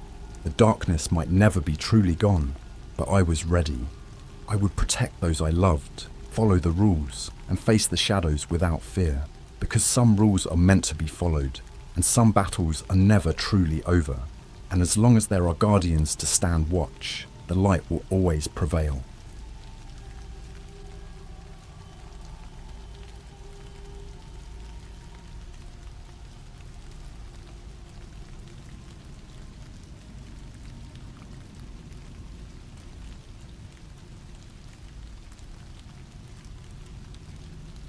I reserved the scariest Airbnb of my life. Don't visit the Black Forests. Hey Reddit, I don't usually post stuff like this, but I need to get this off my chest. This happened last month, and I still can't sleep without the lights on. Let me set the scene. My girlfriend Jess and I decided we needed a break from our routine. We're both into hiking and nature, so we thought renting an Airbnb near the Black Forest would be perfect. You know, those creepy woods in Germany known for their dark folklore. Yeah, great idea, right? We found this cute little cabin on Airbnb. The photos made it look cozy, with a wood-burning stove and big windows overlooking the forest. The reviews were sparse but positive. Secluded, authentic, rustic charm. It seemed perfect for a weekend getaway. The host, Heinrich, even left us a note saying, "You'll find true peace here." We arrived on a Friday afternoon. The drive was eerie, narrow, winding roads that seemed to get narrower and darker as we approached the cabin. Jess joked about how it felt like a horror movie setup. but I just laughed it off. We were looking for adventure, after all. The cabin looked exactly like the photos, maybe even better. It was quaint, surrounded by towering trees that blocked out most of the sunlight. Inside, it was as promised, rustic but comfortable. A fireplace, a small kitchen, a cozy bed. We settled in and decided to explore the area before it got too dark. Walking through the forest was like stepping into another world. It was silent, the kind of silence that presses down on you, making your ears ring. The trees were so dense that they blocked out most of the light, and the paths were overgrown. We found an old, abandoned well, which gave me the creeps, but Jess thought it was quaint. As it started getting dark, we headed back to the cabin. That's when things started to feel off. We found the front door slightly ajar. I was sure I had closed it when we left. Jess brushed it off as the wind, but I couldn't shake the feeling that something was wrong. We made dinner and tried to relax, but the feeling of unease just wouldn't go away. The cabin creaked and groaned with the wind, and the shadows from the trees outside made everything look sinister. We decided to turn in early. Around midnight, I woke up to the sound of whispering. At first, I thought it was Jess talking in her sleep, but she was out cold. The whispering was soft, almost unintelligible, but it seemed to be coming from outside. I got up, trying not to wake Jess, and looked out the window. There was nothing but darkness, no wind, no animals, nothing. I shook my head, trying to convince myself it was just my imagination. I crawled back into bed, but the whispers continued, growing louder. I was sure I heard my name. My heart pounded, and I broke out in a cold sweat. Suddenly, Jess sat up, eyes wide open, and screamed. It was the most blood-curdling scream I've ever heard. She pointed at the window, her face pale with terror. I looked again, but there was nothing there. Just darkness. I managed to calm her down, but she couldn't explain what she saw. She just kept saying, "Eyes." There were eyes. We decided to sleep with the lights on, but neither of us got much sleep that night. The next morning, things got even weirder. We found strange symbols carved into the wooden door. They looked ancient, like runes or something. Jess thought it was some kind of prank, but I wasn't so sure. We decided to go for another hike, hoping the fresh air would clear our heads. We stumbled upon an old, decrepit house deep in the woods. It looked abandoned, but there was something unsettling about it. As we got closer, we noticed the same symbols carved into the door. Jess wanted to go inside, but I had a bad feeling. I convinced her to head back to the cabin. When we got back, we found a note on the kitchen table. It wasn't there when we left. It was written in the same runes we saw on the door and the old house. I don't know how, but I could somehow understand it. It said, "You are not welcome here." That night, the whispering started again, louder this time. Jess was too scared to sleep, and honestly, so was I. We huddled together in bed, clutching each other, trying to ignore the whispers. But then, there was a knock on the door. 3 slow, deliberate knocks. I grabbed a flashlight and a kitchen knife and went to the door. Jess begged me not to open it, but I had to know. I had to see. When I opened the door, there was nothing, just the dark, oppressive forest. But then, I saw them. Footprints, leading away from the cabin into the woods. They were bare, human footprints. We packed our stuff and got the hell out of there first thing in the morning. On our way back, we saw Heinrich's note again. "You'll find true peace here." I don't know what he meant by that, but I don't want to find out. So, if you're thinking about renting a cabin near the Black Forest, do yourself a favor and don't. Some places are meant to be left alone. I still hear those whispers at night. Jess and I don't talk about what happened, but I know she hears them too. That's it for now. I'll update if anything else happens. Stay safe out there, Reddit, and whatever you do, don't visit the Black Forests. Hey Reddit, I promised I'd update if anything else happened. I didn't think I'd have to so soon. I wish I could say we left it all behind in the Black Forest, but it seems like whatever was there followed us home. A few days after we got back, Jess started acting strange. She'd wake up in the middle of the night, staring blankly at the wall. whispering to herself. When I asked her about it, she claimed she didn't remember anything. I tried to brush it off as stress, but I knew something was wrong. One night, I woke up to find Jess standing at the foot of the bed, her eyes wide and unblinking. She was mumbling something under her breath. I couldn't make out the words, but it sounded like the same language from the runes. I called her name, but she didn't respond.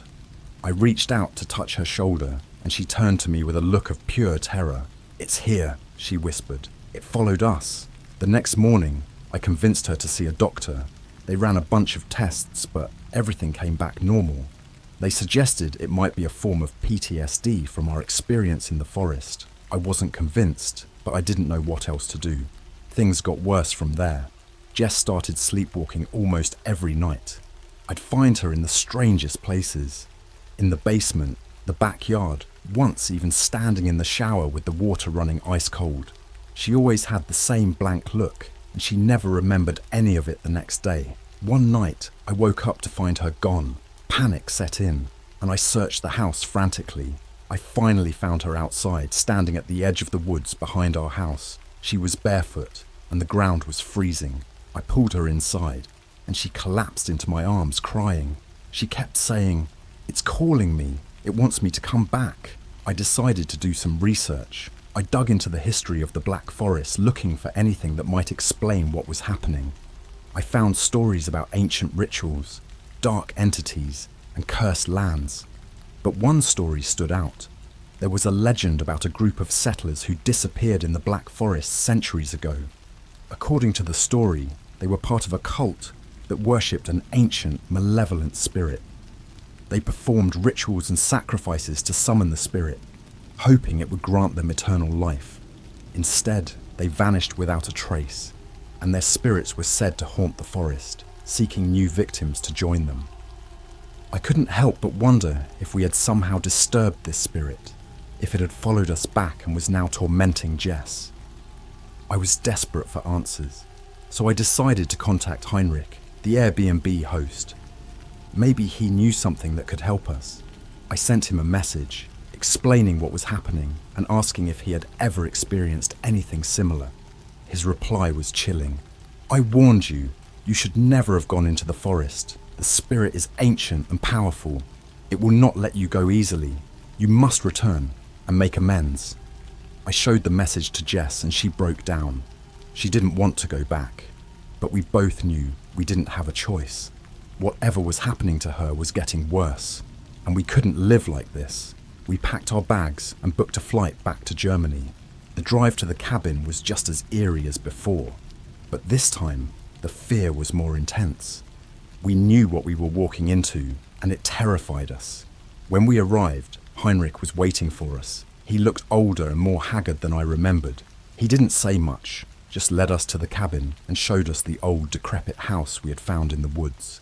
"This is where it all began," he said. "You must enter and face the spirit. Only then will you be free." We didn't have a choice. Jess and I held hands as we approached the house. The door creaked open, and the darkness inside seemed to swallow us whole. The air was thick and oppressive, filled with a sense of dread that made it hard to breathe. As we stepped inside, the whispering started again, louder and more insistent than ever. The symbols on the walls seemed to glow with a sinister light. We made our way to the center of the room, where a circle of runes was carved into the floor. Heinrich handed us a book filled with ancient, indecipherable text. "You must read the incantation," he said. "It's the only way to banish the spirit." Jess and I knelt in the circle and began to read. The words felt wrong in my mouth, like they weren't meant to be spoken by human tongues. The air grew colder, and the whispering turned into a deafening roar. The shadows in the room seemed to come alive, twisting and writhing around us. Suddenly, Jess screamed and fell to the floor, convulsing. Her eyes rolled back, and her body went rigid. I tried to hold her, but a force pushed me away. Heinrich shouted something in German, but I couldn't understand him. All I could do was watch in horror as Jess's body was lifted into the air, suspended by some unseen force. The shadows converged on her, and she let out a blood-curdling scream. Her body twisted and contorted in unnatural ways, and I could see the spirit's presence consuming her. I was powerless to stop it. Just when I thought I'd lost her, the shadows exploded outward and Jess fell to the floor. The room went silent and the oppressive air lifted. Heinrich helped me carry her out of the house and back to the cabin. She was unconscious for hours and I feared the worst, but when she finally woke up, her eyes were clear and the terror was gone. She didn't remember what happened, but she felt lighter, freer. We left the Black Forest the next day, and we haven't looked back since. Jess is back to her old self, and the whispers have stopped, but I still can't shake the feeling that we barely escaped with our lives. So Reddit, if you ever find yourself tempted to visit the Black Forest, don't. Some things are better left undisturbed. Stay safe and stay away from the darkness. Hey Reddit, it's been a few weeks since Jess and I returned from the Black Forests, and I thought I'd be done with this nightmare. But things have taken a darker turn, and I need to share what's been happening. At first, everything seemed fine.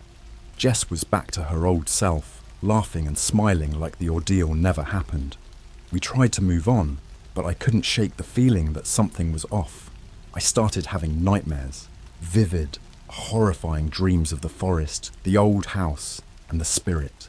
Every night I'd wake up drenched in sweat, convinced that I could still hear the whispers. Jess noticed my anxiety, and we tried to talk it out. She reassured me that it was all behind us, but I couldn't help but feel that we had brought something back with us. One night, while we were watching TV, the power went out. It was sudden, plunging the house into complete darkness. Jess went to check the breaker, and I grabbed a flashlight. As I was fumbling with the flashlight, I heard it, the whispering. It was faint at first, but it grew louder, more insistent. I called out to Jess, but she didn't answer. Panic set in, and I ran through the house searching for her. I found her in the basement, standing in front of the breaker box, her back to me.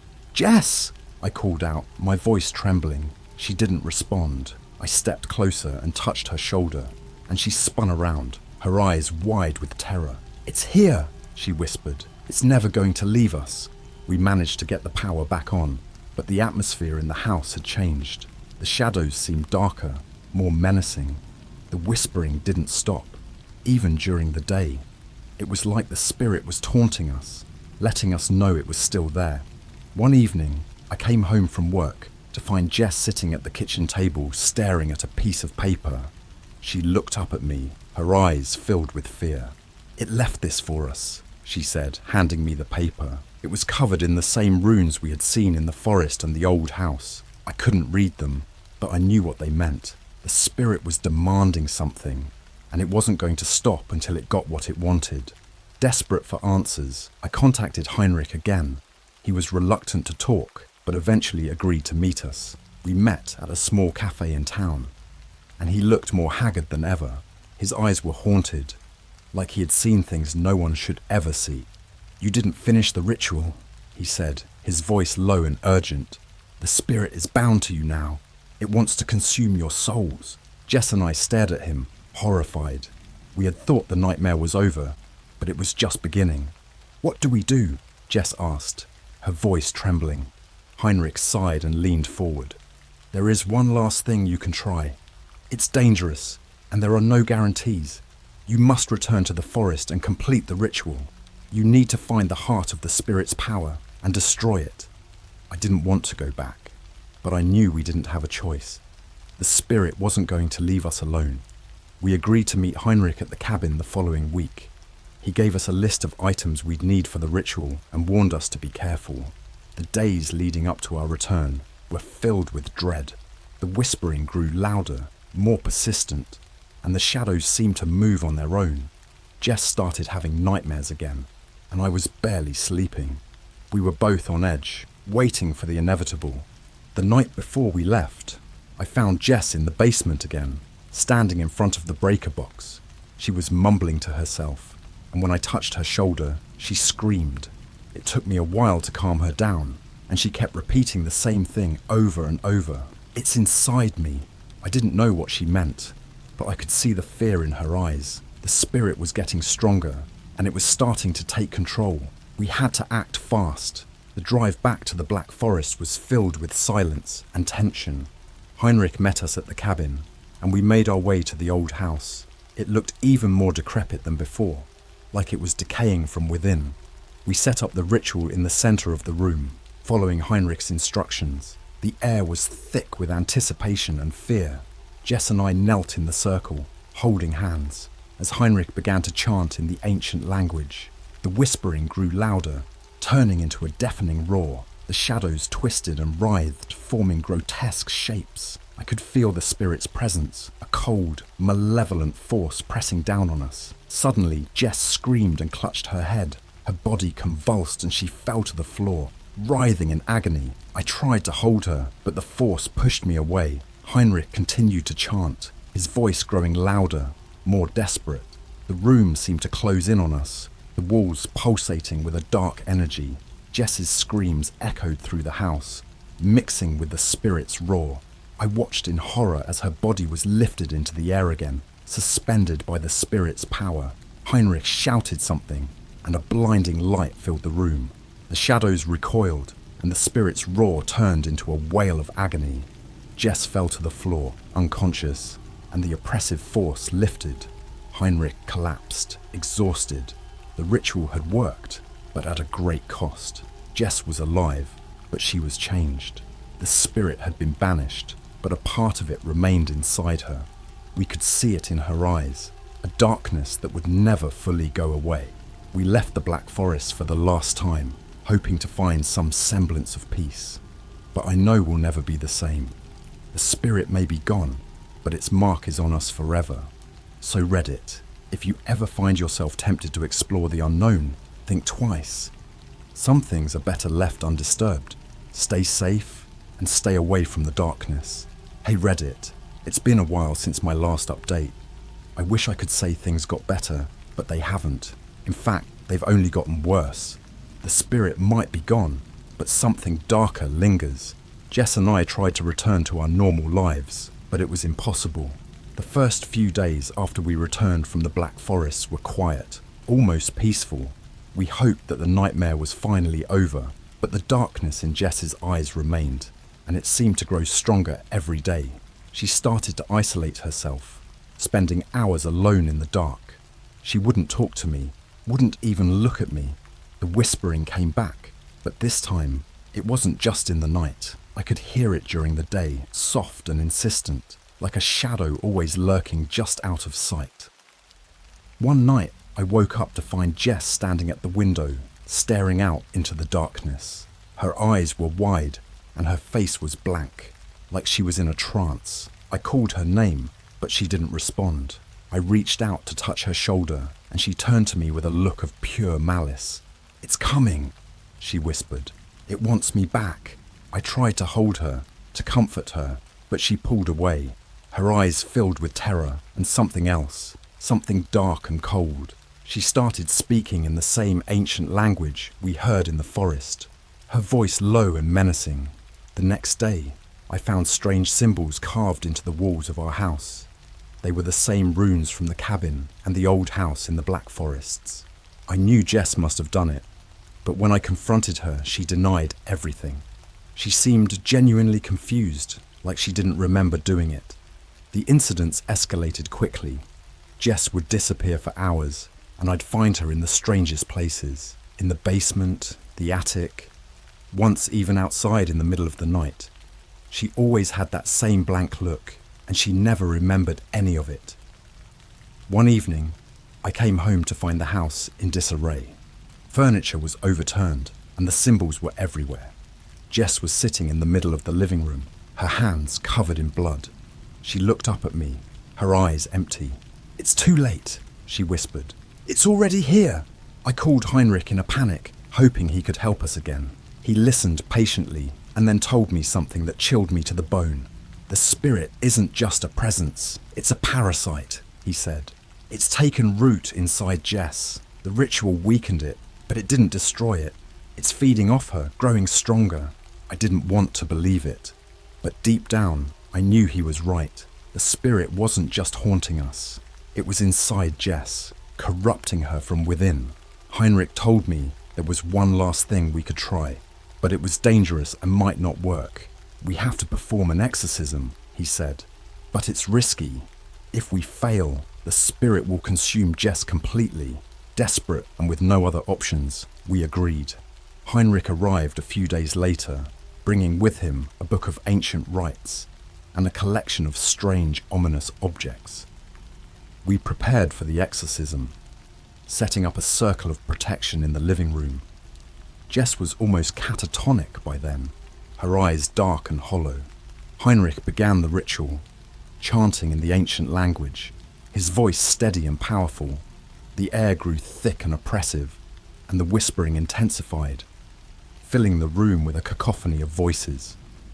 Jess started to convulse, her body writhing in agony. The shadows in the room seemed to come alive, twisting and writhing around us. Heinrich continued to chant, his voice rising above the noise. The symbols on the walls glowed with a sinister light, and I could feel the spirit's presence. A cold, malevolent force pressing down on us. Suddenly, Jess let out a blood-curdling scream. Her body was lifted into the air, suspended by the spirit's power. The shadows converged on her, and I could see the spirit's presence consuming her. I was powerless to stop it. Heinrich shouted something, and a blinding light filled the room. The shadows recoiled, and the spirit's roar turned into a wail of agony. Jess fell to the floor, unconscious, and the oppressive force lifted. Heinrich collapsed, exhausted. The ritual had worked, but at a great cost. Jess was alive, but she was changed. The spirit had been banished, but a part of it remained inside her. We could see it in her eyes, a darkness that would never fully go away. We left the Black Forest for the last time, hoping to find some semblance of peace. But I know we'll never be the same. The spirit may be gone, but its mark is on us forever. So Reddit, if you ever find yourself tempted to explore the unknown, think twice. Some things are better left undisturbed. Stay safe and stay away from the darkness. Hey Reddit, this will be my final update. I wish I had a happier ending to share, but this story doesn't have one. Some things are too dark, too twisted to ever truly leave behind. This is our last stand against the darkness that has haunted us since the Black Forests. After the exorcism, Jess seemed to be getting better. She was more herself, though there was always that lingering darkness in her eyes. We tried to move on with our lives, but the shadow of the spirit never fully went away. The whispering had stopped, but we were left with an unsettling silence, like the calm before a storm. About a month ago, Jess started having nightmares again. They were worse than before, more vivid and terrifying. She'd wake up screaming, drenched in sweat, and I'd hold her until she calmed down. She didn't want to talk about the dreams, but I could see they were taking a toll on her. The light in her eyes was fading, replaced by a growing darkness. One night, I woke up to find her gone. Panic set in, and I searched the house, calling her name.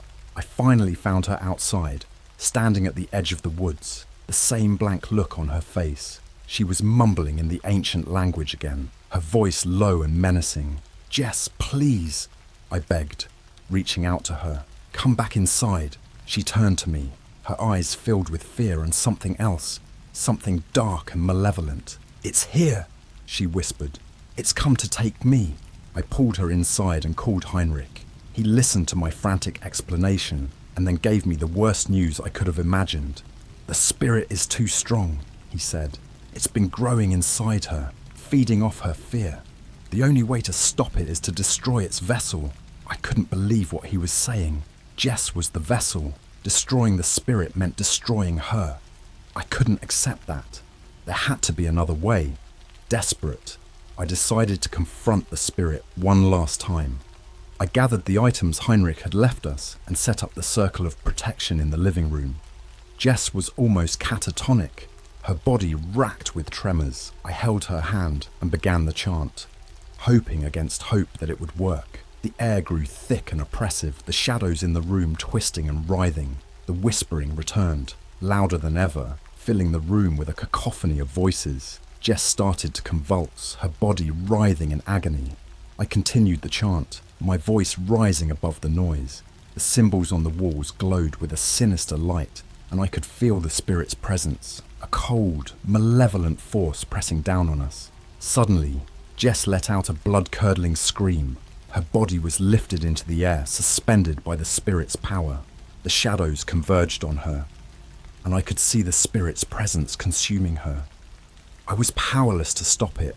In a final act of desperation, I reached out and touched her, pouring all my love and strength into her. I could feel the spirit fighting back, its dark energy trying to push me away, but I held on, refusing to let go. For a moment, everything went still. The whispering stopped, and the shadows receded. Jess's body fell to the floor, and the oppressive force lifted. I rushed to her side, hoping against hope that she was still alive. She opened her eyes, and for a moment I saw the light return. She smiled weakly, her hand reaching out to touch my face. "It's gone," she whispered. "You saved me." But I could see the truth in her eyes. The spirit was gone, but it had taken a part of her with it. She was free, but she was forever changed. We left the house the next day, hoping to find some semblance of peace, but I know we'll never be the same. The spirit may be gone, but its mark is on us forever. So Reddit, if you ever find yourself tempted to explore the unknown, think twice. Some things are better left undisturbed. Stay safe and stay away from the darkness. This is my final post. Jess and I are leaving everything behind, trying to start fresh somewhere far away. I don't know if we'll ever truly escape the shadows that haunt us, but we have to try. Thank you for reading, and I hope our story serves as a warning. Stay safe, Reddit, and remember, some places should never be disturbed.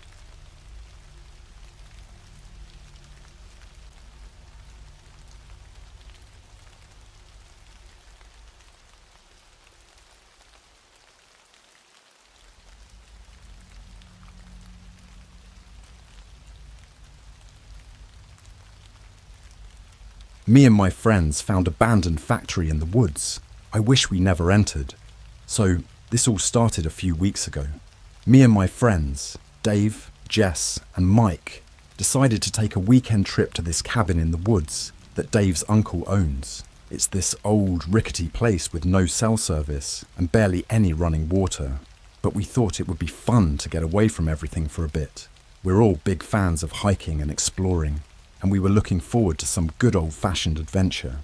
The first couple of days were pretty uneventful.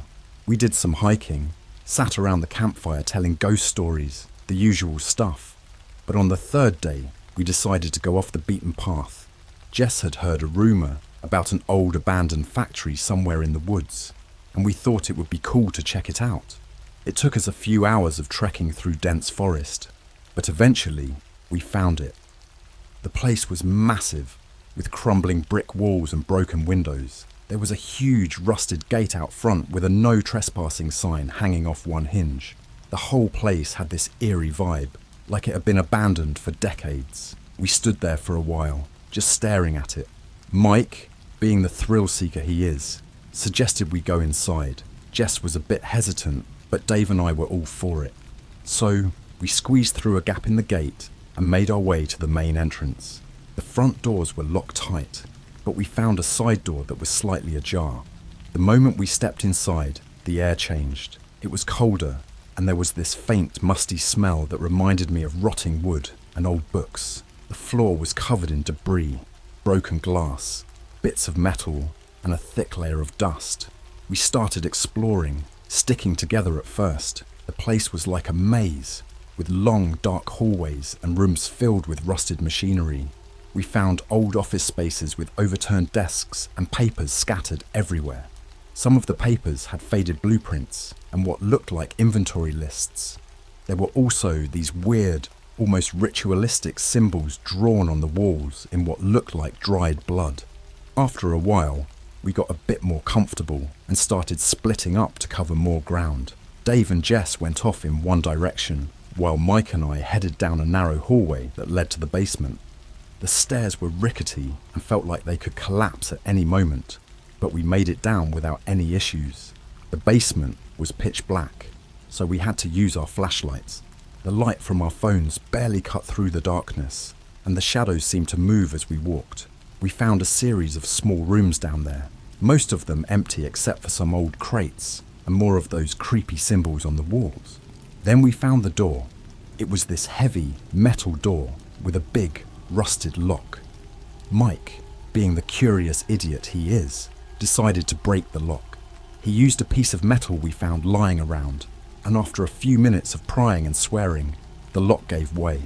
The door creaked open, and this wave of cold air hit us. Inside was a large, dimly lit room.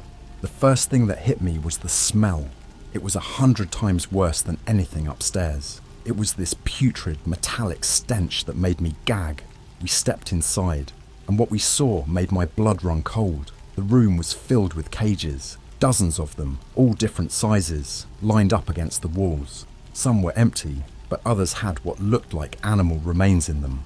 Bones, fur, and this dark, dried up substance that I really didn't want to think too much about. In the center of the room, there was this large wooden table. It was stained with what I can only assume was blood, and there were these old, rusty tools scattered across it. Knives, saws, and other things I didn't recognize. On the far wall, there was a set of shelves filled with jars. Each jar had something different in it. Organs, limbs, eyes, all preserved in some kind of murky liquid. I felt my stomach churn, and I had to fight the urge to throw up. Mike and I stood there for a moment, just staring in horror. I was about to suggest we get the hell out of there when we heard a noise. It was this low, guttural growl coming from one of the cages. We shone our flashlights in that direction, and that's when we saw it. There, in the far corner of the room, was a cage with something inside. It was huddled in the shadows, but as we got closer, we could see it was a person, or at least it used to be. Its skin was pale and covered in sores, and its eyes were this milky white. It was thin, almost skeletal, and it was chained to the cage. When our light hit it, it let out this inhuman scream and lunged at us, rattling the cage violently. Mike and I stumbled back, tripping over each other in our panic. We ran out of the room, slamming the door behind us. We didn't stop running until we were back on the main floor, where we found Dave and Jess waiting for us. They could see the terror in our faces, and when we told them what we had seen, they didn't need any convincing to leave. As we made our way out of the factory, I couldn't shake the feeling that we were being watched. Every creak and groan of the building made me jump, and I kept looking over my shoulder, expecting to see that thing following us. We finally made it back to the cabin, and we all sat in silence for a long time, trying to process what had just happened. None of us slept that night. The image of that creature in the cage haunted me every time I closed my eyes. We left the cabin the next morning, cutting our trip short. We never spoke about what we saw to anyone, but I can't stop thinking about it. I keep having these nightmares, and sometimes I wake up in a cold sweat, convinced that thing is in my room, watching me. I don't know what that factory was, or what those people were doing there, but I wish we had never found it, because now I feel like something followed us back, something dark and twisted, and I'm terrified that one day it's going to find us. We all tried to get back to our normal lives after that weekend, but things were different. We didn't hang out as much, and when we did, the conversation always felt forced, like we were all pretending that nothing had happened. But we all knew it wasn't true. I couldn't get that place out of my head. I'd lie awake at night, staring at the ceiling, replaying everything we saw in my mind. I couldn't shake the feeling that something terrible was going to happen. The nightmares were the worst. Every night I dream about that room, those cages, and that thing inside. Sometimes it would be the creature, lunging at me from its cage, its milky eyes boring into mine. Other times it was something worse. I dreamed that I was the one in the cage, trapped and helpless, while something in the shadows watched me. Then strange things started happening. At first, it was just little things. I'd hear strange noises at night, creaking floors, soft whispers that I couldn't quite make out. I'd find things in my apartment moved around, things I was sure I hadn't touched. I tried to tell myself it was just my imagination, that I was still freaked out from what we saw. But deep down, I knew it was something more. One night, about a week after we got back, I got a call from Jess. She sounded panicked, her voice shaky and breathless. She told me that someone had broken into her apartment. She woke up in the middle of the night to find her front door wide open, and when she went to close it, she found these strange symbols carved into the wood, the same symbols we saw in the factory. I went over to her place right away. Mike and Dave were already there, and we all stood around the door, staring at the carvings. They were crude and jagged, like they'd been done in a hurry, but there was no mistaking them. We called the cops, but they didn't take it seriously. They said it was probably just a prank or some kids messing around. But we knew better. Jess was scared out of her mind, and we decided it was best if she stayed at Mike's place for a while. A few days later, it was Dave's turn. He called me in the middle of the night, frantic. He said he'd seen someone outside his window, just standing there, staring in. When he went to check, they were gone, but he found more of those symbols drawn in the dirt outside his house. By this point, we were all on edge. We tried to stick together as much as possible, but it was hard. We all had jobs, and we couldn't exactly explain to our bosses why we needed to take time off. But every time we were apart, the paranoia got worse. Every creak, every shadow, every unexpected sound set us off. Then it was my turn. I came home from work one night to find my apartment door ajar. My heart was pounding as I stepped inside, half expecting to see someone there. But the place was empty. Everything looked normal, but there was this feeling of wrongness, like someone had been there. I checked every room, every closet, but found nothing. Then I saw the note. It was on my kitchen table. A single sheet of paper with those same symbols scrawled across it. And underneath, in shaky, almost illegible handwriting, were the words, "You can't escape." I felt my stomach drop. I grabbed the note and ran out of the apartment, my hands shaking. I didn't know what to do, so I drove to Mike's place. When I got there, I showed them the note. We all just sat there, staring at it, the reality of our situation sinking in. We tried to come up with a plan. Maybe it was time to go to the police again, tell them everything, but we knew they wouldn't believe us. We didn't even know what was happening ourselves. All we knew was that whatever we had stumbled upon in that factory was not letting us go. That night, we all stayed at Mike's place. We didn't sleep, just sat around, trying to stay awake, keep each other company. But as the night went on, the fear and exhaustion took its toll. One by one, we drifted off to sleep. I woke up in the middle of the night to the sound of whispering. At first, I thought it was one of the others, but when I opened my eyes, I saw that they were all still asleep. The whispering grew louder, more insistent, and I felt a chill run down my spine. I looked around the room, but there was no one there. Then I saw it. In the corner of the room, just beyond the reach of the lamplight, there was a figure. It was tall and thin, its skin pale and sickly, covered in sores. Its eyes were those same milky white orbs, and it was watching us, its mouth moving in a silent whisper. I wanted to scream, to wake the others, but I couldn't move. I was paralyzed with fear, my eyes locked on the figure. It took a step towards me, then another, and I felt my breath catch in my throat. Just when it was about to reach me, it vanished. The whispering stopped, and I could move again. I sat up, gasping for breath, my heart pounding in my chest. I looked around, but there was no sign of the figure. The others were still asleep, oblivious to what had just happened. I didn't sleep for the rest of the night. I just sat there, watching the shadows, waiting for the figure to return. But it never did. The next morning, I told the others what I saw. They didn't doubt me. They'd all been experiencing strange things too.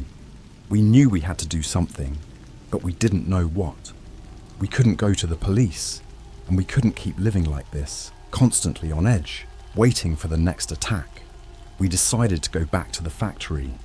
We had to find out what was going on, and we hoped that maybe we could find some answers there. It was a risk, but we didn't see any other option. We packed our bags, gathered some supplies, and set out for the woods once again. As we made our way through the forest, I couldn't shake the feeling that we were being watched. Every rustle of leaves, every snap of a twig made me jump, but we kept going, driven by fear and desperation. When we finally reached the factory, it looked even more ominous than before. The air was heavy with that same musty smell, and the silence was oppressive. We stood there for a moment, steeling ourselves, before we pushed through the gate and made our way inside. This time, we knew what to expect. We moved quickly, making our way through the dark hallways and down to the basement. The door to the room was still ajar, and the smell hit us like a physical blow. We stepped inside, and I felt my stomach turn. The cages were still there, the tools, the jars, but this time there was something new. In the center of the room, where the table had been, there was now a large crude altar. It was made of stone, covered in dried blood and more of those symbols, and lying on the altar was a body. It was a young woman, her skin pale and covered in cuts. Her eyes were open, staring blankly at the ceiling, and her mouth was twisted in a silent scream. She looked like she had been dead for days. We stood there, frozen in horror, until Mike finally spoke. "We need to get out of here," he said, his voice shaking.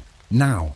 We turned to leave, but before we could take a step, the door slammed shut. The room plunged into darkness, and I heard that whispering again, louder this time, surrounding us. I felt something cold brush against my arm, and I screamed. We fumbled for our flashlights, but when we turned them on, the room was empty. The body was gone. The altar was gone. It was just us, standing in an empty, dark room. We ran. We didn't stop until we were back in the main hallway, gasping for breath. We looked at each other, and I saw the same fear and confusion in their eyes. "We need to leave," Dave said, his voice barely a whisper. "We can't stay here." We agreed, and without another word, we made our way back to the entrance. But as we reached the door, we saw something that made us stop in our tracks. Standing in the doorway, blocking our path, was the figure from my nightmares. It was taller than I remembered, its skin even more decayed. Its eyes were fixed on us, and it was smiling. We backed away, but it stepped forward, raising one bony hand. "You can't escape," it said, its voice a low, rasping whisper. We turned and ran, heading deeper into the factory. We had no plan, no idea where we were going, but we knew we had to get away from that thing. We ran through hallways and rooms, our footsteps echoing in the darkness. Every so often, we'd hear that whispering, or catch a glimpse of the figure out of the corner of our eyes. Eventually, we found ourselves in a large, open space, filled with old machinery. We stopped to catch our breath, our hearts pounding. "What do we do?" Jess asked, her voice trembling. "We need to find another way out," Mike said. "There has to be another exit." We split up, searching the room for any sign of a door or window. But as we moved, the whispering grew louder, and the shadows seemed to close in around us. Then we heard a scream. It was Dave. We turned and saw him on the ground, his flashlight rolling away. The figure was standing over him, its hand around his throat. We rushed to help, but as we got closer, the figure looked up at us and smiled. "You can't escape," it said again, and then it was gone. Dave lay there, gasping for breath, his eyes wide with terror. We helped him up, and he told us that the figure had just appeared out of nowhere, grabbing him and whispering those same words. We knew we couldn't stay there. We had to keep moving, had to find a way out. But as we made our way through the factory, it became clear that we were trapped. Every door we tried was locked. Every hallway seemed to lead us back to the same place, and the whispering never stopped. We eventually found ourselves back in the basement, standing in front of that same door. It was open again, and the cold air was pouring out. "We have to go back in," Mike said. "It's the only way." None of us wanted to, but we didn't see any other choice. We stepped inside, our flashlights cutting through the darkness. The room was empty again, but the whispering was louder than ever. As we moved deeper into the room, we saw something on the far wall. It was a large, ornate mirror, covered in dust. We approached it, and as we got closer, the whispering stopped. We stood in front of the mirror, our reflections staring back at us. For a moment, everything was silent. Then, the mirror began to change. our reflections twisted and distorted, becoming grotesque and monstrous. And then they stepped out of the mirror. We stumbled back, but our reflections, our twisted, horrifying reflections, advanced on us. They didn't speak, just stared at us with those same milky white eyes. We turned to run, but the door slammed shut again. We were trapped.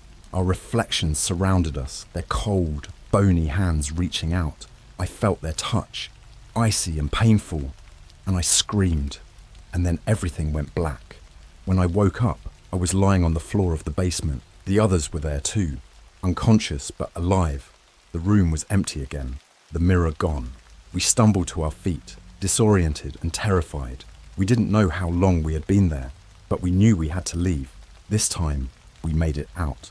The factory was silent as we made our way back to the entrance. The figure was gone. The whispering had stopped.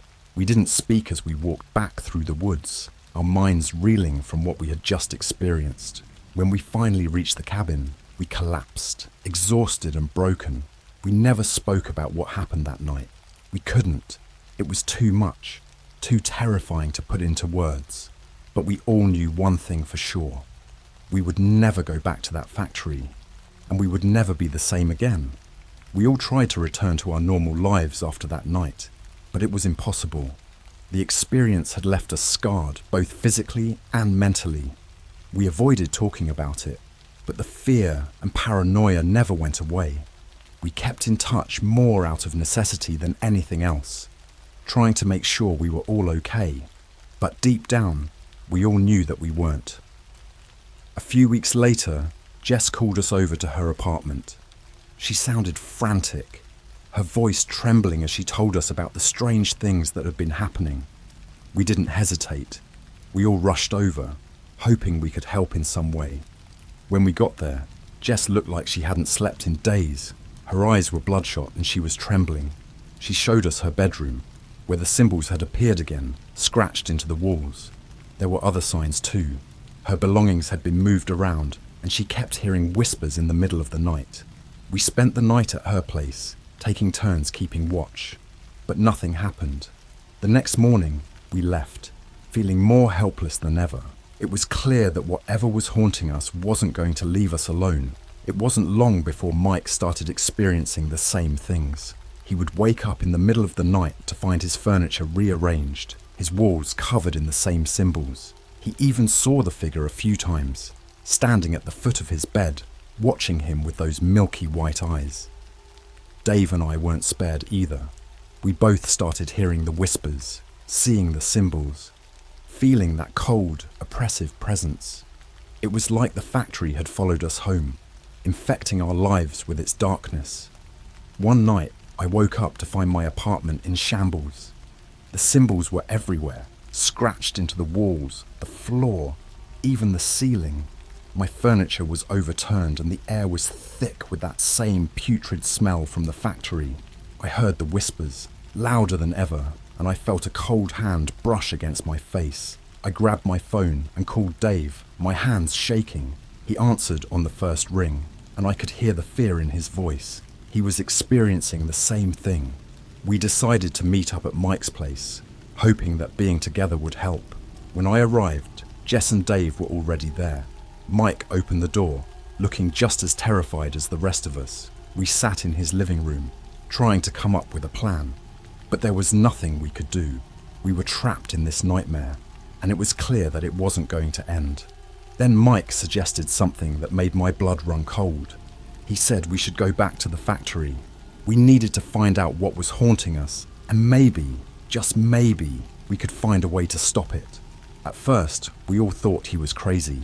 The last thing any of us wanted was to go back to that place. But as we talked, we realized he was right. We couldn't keep living like this, constantly looking over our shoulders, waiting for the next attack. We needed answers, and the only place we could find them was the factory. So, we agreed. The next day, we packed our bags and set out for the woods once again. The journey was tense, the silence between us heavy with fear. None of us spoke, but we all knew what we were thinking. This was our last chance to end this nightmare. When we reached the factory, it looked even more foreboding than before. The air was thick with that same musty smell, and the silence was oppressive. We stood outside for a moment, gathering our courage, before pushing through the gate and making our way inside. The interior was just as we remembered it, dark and filled with debris, but this time we were prepared. We moved quickly, heading straight for the basement. The door was still ajar, and the cold air hit us like a physical blow. We stepped inside, our flashlights cutting through the darkness. The room was empty, but the whispering was louder than ever. We approached the far wall, where the mirror had been, but it was gone. In its place was a large, crude drawing of the symbols, covering the entire wall. Mike stepped forward, his flashlight illuminating the symbols. "We need to find out what these mean," he said, his voice steady despite the fear in his eyes. "There has to be a way to stop this." We spent hours searching the room, looking for any clues that could help us. We found old papers, faded and brittle, with strange diagrams and notes, but nothing that made any sense. Then, as we were about to give up, Jess found something. It was a small, leather-bound journal, hidden behind one of the shelves. The pages were yellowed with age, and the handwriting was almost illegible. But as we read through it, we began to piece together the story. The factory had been a front for some kind of cult. They had performed dark rituals, sacrificing animals, and eventually people, to summon a creature from another realm. The creature, the journal said, was a being of pure evil, feeding on fear and suffering. The symbols were part of the ritual, used to bind the creature to this world and control it. But something had gone wrong. The creature had turned on its summoners, trapping their souls in the factory and using their fear to sustain itself. The journal ended abruptly, with a final desperate plea for anyone who found it to destroy the factory and end the creature's reign. We knew what we had to do. We couldn't let the creature continue to haunt us, or anyone else. We had to destroy the factory, and with it, the creature. We gathered what we could: old rags, bits of wood, anything that would burn, and set it all in the center of the room. Mike poured some gasoline from his camping stove over the pile, and we stepped back, our hearts pounding. He struck a match and dropped it onto the pile. The flames caught quickly, spreading to the walls and ceiling. The room filled with smoke, and we ran, racing through the factory and out into the woods. We stood outside, watching as the flames consumed the building. The fire roared, and for a moment I thought I could hear the creature's scream, a high-pitched wail that echoed through the night. We didn't leave until the factory was nothing but a smouldering ruin. Only then did we feel a sense of relief, the oppressive weight lifting from our shoulders. We hoped that destroying the factory would end the creature's reign, but deep down, we knew it wasn't over. We had disturbed something ancient and evil, and we could only pray that the fire had been enough to stop it. As we made our way back through the woods, I couldn't shake the feeling that we were still being watched. The nightmares hadn't stopped, and the whispering still echoed in my ears. But for now, we were free, and that was enough. But something tells me that this isn't the end. We've seen too much, experienced too much, and I fear that one day the creature will find us again. And when it does, there will be no escape. The weeks following the fire were eerily quiet. We all tried to convince ourselves that we were finally free from the nightmare, but the fear lingered just below the surface. We kept in touch more than ever, meeting up regularly to make sure we were all okay. But the unease never really went away. One night, I was lying in bed, staring at the ceiling, when I heard a noise. It was a soft, barely audible whisper, but it sent a chill down my spine. I sat up, straining to listen, but the noise stopped. I shook my head, trying to convince myself it was just my imagination, but deep down, I knew it wasn't. The next morning, I got a call from Jess. She sounded frantic, her voice trembling as she told me that the symbols had appeared in her apartment again. My heart sank. We had burned the factory to the ground, yet somehow the nightmare wasn't over. We met up at Mike's place that afternoon. Jess was a wreck, barely holding it together. Dave and Mike looked just as bad, dark circles under their eyes, their faces drawn and pale. We sat in silence for a while. the weight of our situation pressing down on us. "We burned the factory," Mike said finally, his voice barely above a whisper. "How is this still happening?" "I don't know," I replied, my mind racing. Maybe we missed something. Maybe the creature wasn't tied to the factory after all. Dave shook his head. "That journal said the creature was bound to the factory. We must have missed something. There has to be another way to stop this." Jess looked up, her eyes filled with fear. "What if it's not the factory? What if it's us? What if we're the ones who are bound to the creature now?" The thought sent a shiver down my spine. Could it be true? Had we somehow become linked to the creature, cursed to be haunted by it forever? I didn't want to believe it, but nothing else made sense. "We need to go back," Mike said, his voice steady. "We need to make sure we didn't miss anything." The thought of returning to the ruins of the factory filled me with dread, but I knew he was right. We couldn't keep living like this, constantly looking over our shoulders, waiting for the next attack. We needed to end this, once and for all. We set out the next morning, the four of us retracing our steps through the woods. The journey was tense, the silence between us heavy with fear. None of us spoke, but we all knew what we were thinking. This was our last chance to end this nightmare. When we reached the site of the factory, we were met with a scene of utter devastation. The fire had reduced the building to a smouldering ruin, the charred remains of the walls and machinery scattered across the ground. The air was thick with the acrid smell of smoke and burned wood. We approached the ruins cautiously, our flashlights cutting through the gloom. The basement was nothing but a blackened pit, the walls and floor covered in ash. We searched through the debris, looking for any sign that we had missed something. It was Jess who found it. Buried under a pile of rubble, she uncovered a small metal box. The box was scorched and dented, but it was still intact. She pried it open, revealing a collection of old yellowed papers. They were covered in the same strange symbols we had seen before, along with notes and diagrams that made my skin crawl. "These must be the original ritual instructions," Mike said, examining the papers. "If we can find a way to reverse the ritual, maybe we can break the connection and banish the creature for good." We spent hours poring over the papers, trying to decipher the cryptic notes. It was slow, painstaking work, but eventually we began to piece together the ritual. It involved a series of steps, each one more complex and dangerous than the last. We gathered the materials we needed, candles, salt, and various herbs, and set up the ritual in the center of the ruins. As we worked, the air grew colder, and the whispering began again, louder this time, echoing all around us. We lit the candles and began the ritual, following the instructions as best we could.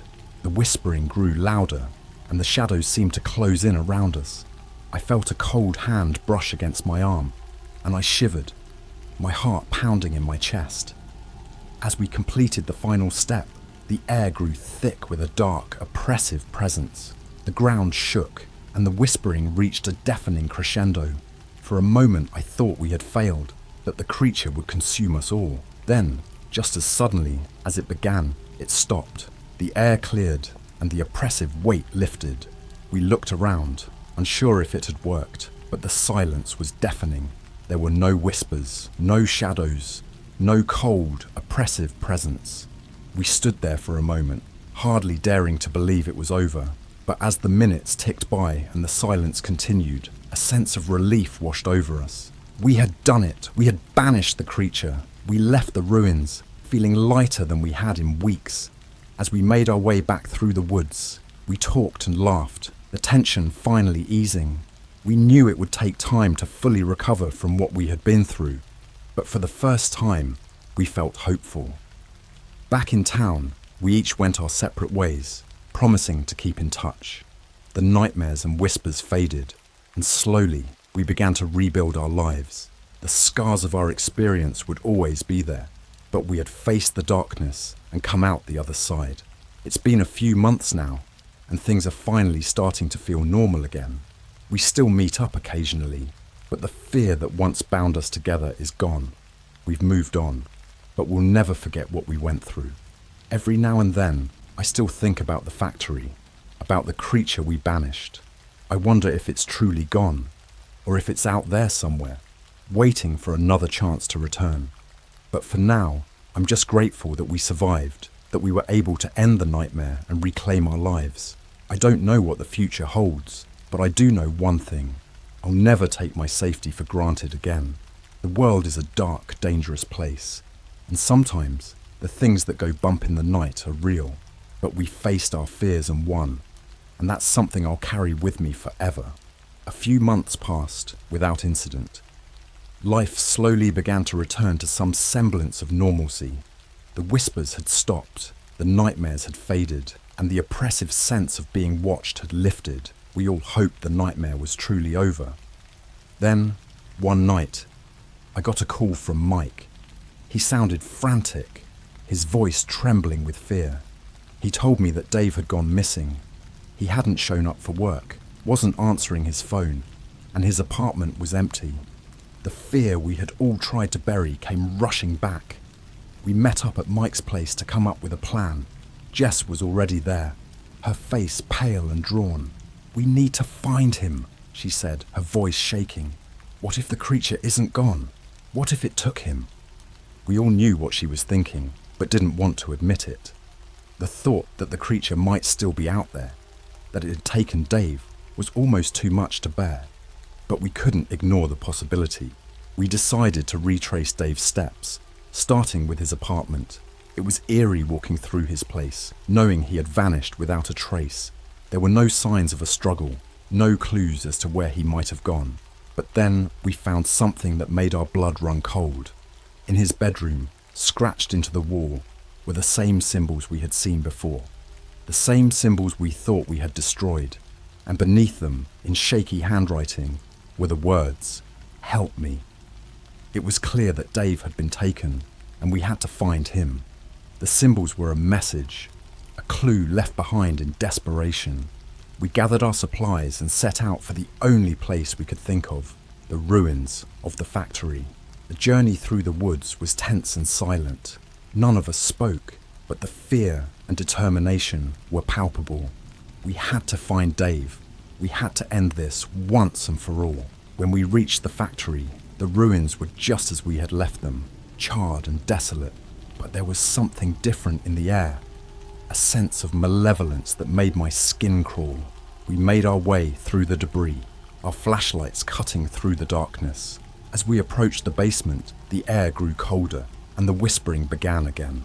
It was louder this time, more insistent, echoing all around us. We descended the stairs, our hearts pounding, knowing we were walking into a trap. In the center of the basement, where we had performed the ritual, stood Dave. He was pale and gaunt, his eyes wide with terror. He was surrounded by the same symbols, drawn in blood on the floor. He looked up as we approached, his voice weak and raspy. "Help me," he whispered. "It's not over. It's still here." We rushed to his side, but as we did, the room filled with an oppressive darkness. The whispering grew louder, and a cold wind swept through the basement, extinguishing our flashlights. We were plunged into darkness, the air thick with fear. Then we saw it, the creature emerging from the shadows, its eyes glowing with a malevolent light. It was taller than before, its skin more decayed, its presence more powerful. It smiled, a twisted, grotesque grin that sent shivers down my spine. "You cannot escape," it whispered, its voice echoing in our minds. "You thought you could destroy me, but I am eternal. I feed on your fear, your pain, and now you will join me." We stood our ground, forming a circle around Dave, our fear giving way to determination. We had faced this creature before, and we would face it again. We began to chant the reversal ritual, our voices steady and strong, despite the terror that gripped us. The creature roared, a sound that shook the very foundations of the building. It lunged at us, but we held firm, our voices rising in unison. The symbols on the floor began to glow, the light growing brighter as we chanted. The creature screamed, a sound of pure agony as the light enveloped it. It writhed and twisted, its form distorting, and then, with a final, ear-piercing shriek, it vanished. The light faded, and the basement fell silent. We stood there, breathing heavily, the adrenaline coursing through our veins. Dave collapsed to the floor, exhausted but alive. We helped him up, and he looked at us with gratitude and relief. "It's over," he said, his voice barely a whisper.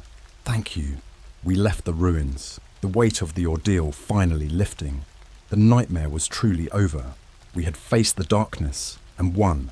As we made our way back through the woods, the first light of dawn breaking through the trees, we knew that we would never be the same. But we had survived, and we had each other. In the days that followed, we all tried to move on with our lives. The fear and trauma would take time to heal, but we were determined to live our lives free from the shadow of the factory. We stayed in touch, supporting each other as we rebuilt our lives. The symbols never appeared again, and the whispering stopped. The creature was gone, banished by our determination and courage. We had faced our worst fears and emerged stronger. Every now and then, I think about that night, about the darkness we faced. It's a reminder of the strength we found within ourselves, the bond that kept us going. We had looked into the abyss and refused to let it consume us. And that, I realized, was the true victory. The factory was gone, the creature defeated, but the lessons we learned, the strength we found, would stay with us forever. We had faced the darkness and won, and for that, I would always be grateful.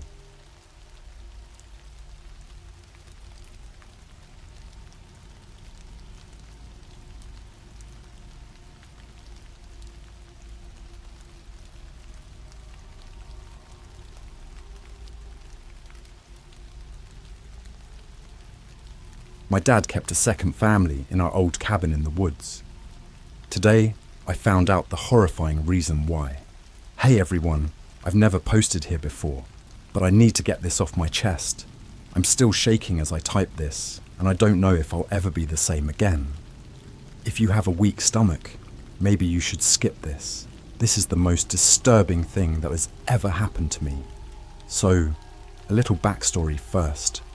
My family has an old cabin deep in the woods, a couple of hours away from the town I grew up in. My dad used to take us there every summer when I was a kid.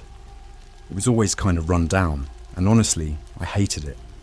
The place always gave me the creeps, but my dad loved it, said it was his happy place.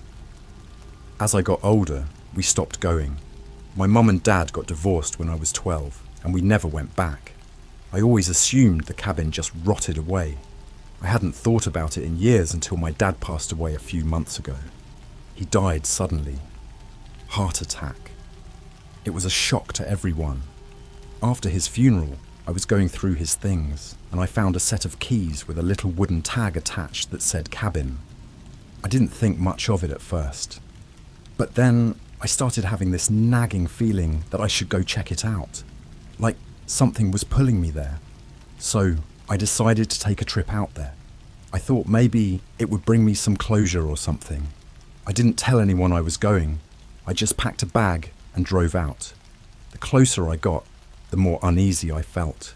By the time I reached the dirt road leading to the cabin, my hands were shaking on the steering wheel. The cabin looked worse than I remembered. The roof was sagging, and the windows were dirty and cracked, but the door was still there, and the key fit perfectly. I pushed it open and was hit by this overwhelming smell of mold and something else. Something metallic. The place was a mess inside. Dust and cobwebs everywhere. I wandered through the rooms, feeling more and more like I was being watched. Then I noticed something strange. The kitchen table was set for 4, dusty plates and silverware, but they were laid out like someone had been expecting a meal. That's when I heard it, a thud coming from the basement. My heart jumped into my throat. I didn't even know the cabin had a basement. I found the door in the kitchen, half hidden behind an old bookshelf. It was padlocked, but the key from my dad's keyring fit. The smell hit me like a wall when I opened the door. It was 100 times worse than the rest of the cabin. I gagged but forced myself to go down the stairs. They creaked under my weight, and I had to use my phone's flashlight to see. At the bottom, I found a small, dimly lit room. There was a bed, a dirty mattress on the floor, and chains bolted to the wall. The room was covered in strange symbols. scratched into the wood. But the worst part was the photos. They were all over the walls, hundreds of them. Pictures of my dad with another woman and 2 kids I'd never seen before. They looked just like me and my sister when we were little. My dad was smiling in all of them, looking happier than I ever remembered him being. And then I saw the photos of the woman and the kids tied up in that basement. They looked terrified. There were photos of my dad holding a knife and the kids were crying. In some of the photos, there were other people too, men and women I didn't recognize. They looked excited. I don't know how long I stood there, staring at those pictures. My mind was racing, trying to make sense of it all. But then I heard another thud, louder this time, followed by a low, guttural moan. It was coming from behind a door, the back of the basement. I wanted to run. Every instinct in my body was screaming at me to get out of there, but I couldn't leave without knowing what was behind that door. I took a deep breath, steadied myself, and pushed it open. The room was small, barely bigger than a closet. The smell was even worse in here, like rotting meat. There was a woman chained to the wall, barely conscious. She looked like she hadn't seen sunlight in years. Her skin was pale, almost translucent, and she was covered in bruises and cuts. Her eyes flickered open when she heard me, and she started to whimper. I don't know how, but I managed to get her free. She was too weak to walk, so I carried her out of there. She kept mumbling something, but I couldn't understand her. As soon as we got outside, she started screaming. I tried to calm her down, but she just kept screaming and pointing back at the cabin.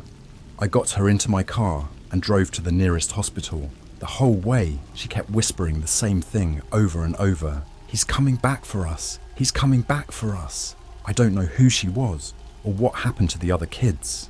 The police are investigating now, but I can't shake the feeling that there's more to this. My dad was hiding something dark and twisted, and I'm afraid I've only scratched the surface. I'll update you all if I find out anything more, but for now, I just needed to share this. Thanks for listening. Hey everyone, I'm back. I didn't expect my last post to blow up like it did, but thank you for all the support and messages. I've been trying to process everything and figure out what to do next. Here's an update on what's happened since then. After I got the woman to the hospital, the doctors told me she was severely malnourished and had multiple infections. She was in a bad state, but they said she would pull through. The police came to talk to me while she was being treated. I told them everything I knew, which honestly wasn't much. They took my statement and assured me they'd investigate. A few days later, they contacted me again. They'd managed to identify the woman. Her name is Sarah, and she'd been reported missing over a decade ago, along with her 2 children.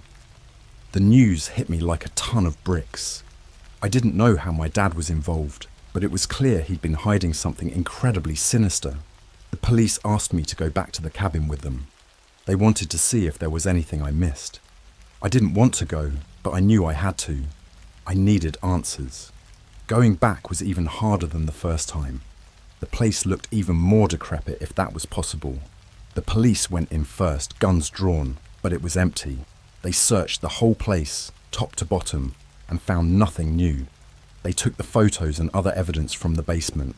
It was like walking through a nightmare. After the police left, I stayed behind for a bit.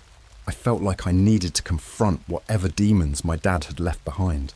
I was standing in the basement, staring at the empty walls where the photos had been, when I noticed something odd. One of the floorboards was loose.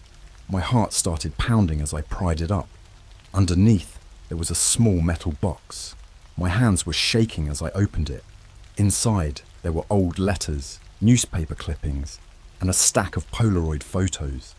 The letters were from different people, all addressed to my dad. They talked about the gatherings and the sacrifices. My stomach turned as I realized what they meant. The newspaper clippings were about missing people. Some of them dated back over 20 years. All of them were from towns and cities within a few hours' drive of the cabin. My dad had been involved in something horrible for a long time. The Polaroids were the worst. They showed my dad with different people. some of whom I recognized from the missing persons reports. They were all taken in the cabin. In some of them, the people looked happy, smiling even. But in others, they were clearly terrified, tied up or chained, just like Sarah had been. I couldn't stay there any longer. I took the box and left, locking up the cabin behind me. When I got home, I spread the contents of the box out on my kitchen table and took a closer look. One of the letters stood out. It was from someone named E. It talked about a ritual and mentioned a date. The date was only a few weeks away. I showed everything to the police, but they didn't seem to take the letter as seriously as I did. They said they'd look into it, but I could tell they thought it was just more evidence of my dad's twisted hobbies. They didn't seem to believe that something was still happening. I couldn't just sit around and wait. I started digging into my dad's past, trying to find out who E was and what the ritual was about. I went through old family photo albums, yearbooks, anything I could find. I even talked to some of my dad's old friends, pretending I was just reminiscing. That's when I found out about the group. My dad had been part of a secret society, or cult, or whatever you want to call it. They called themselves the Circle. According to what I could piece together, they believed in some kind of ancient power they could tap into through human sacrifice. It sounded insane, but everything I'd found pointed to it being true. The letters, the photos, the disappearances, it all fit. I started to feel like I was in way over my head, but I couldn't stop. I had to know the truth. I found out that E was a man named Edward. He'd been one of my dad's closest friends. I remembered him vaguely from my childhood, but we'd lost touch after the divorce. I tracked him down to a small town about an hour away. I drove out there, my mind racing the whole way. What if he knew I was coming? What if he was dangerous? But I couldn't turn back now. I needed answers. When I found his house, it looked normal enough. A small, tidy place in a quiet neighborhood. I knocked on the door, and an older man answered. He looked surprised to see me, but he didn't seem hostile. I told him who I was and asked if we could talk. He invited me in, and we sat down in his living room. I could tell he was nervous. I didn't waste any time. I told him I knew about the circle, about the sacrifices, about the cabin. He didn't deny any of it. Instead, he looked relieved, like he'd been carrying a burden for a long time. Edward told me everything. The circle had been around for generations, passed down through families. They believed they could gain power and wealth through rituals that involved human sacrifice. My dad had been deeply involved, more so than anyone else. Edward said the upcoming ritual was supposed to be a big one.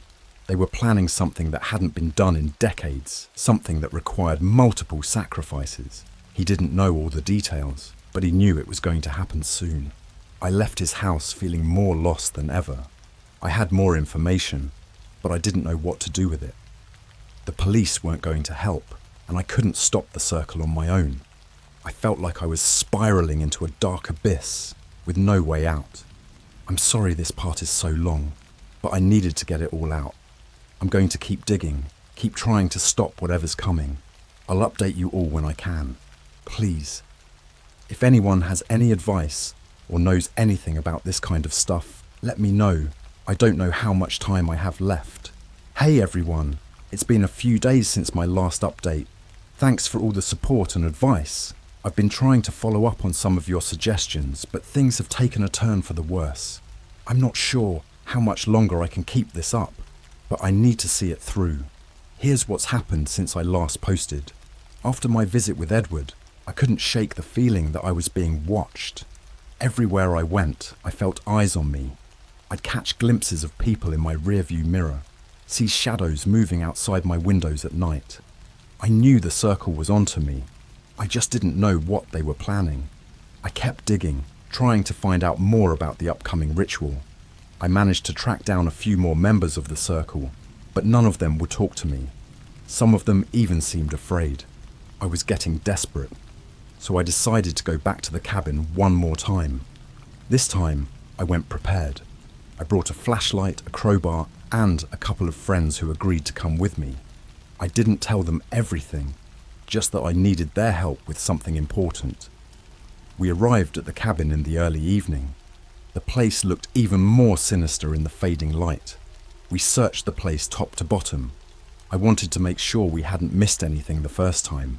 The basement was just as I'd left it, but one of my friends noticed something strange.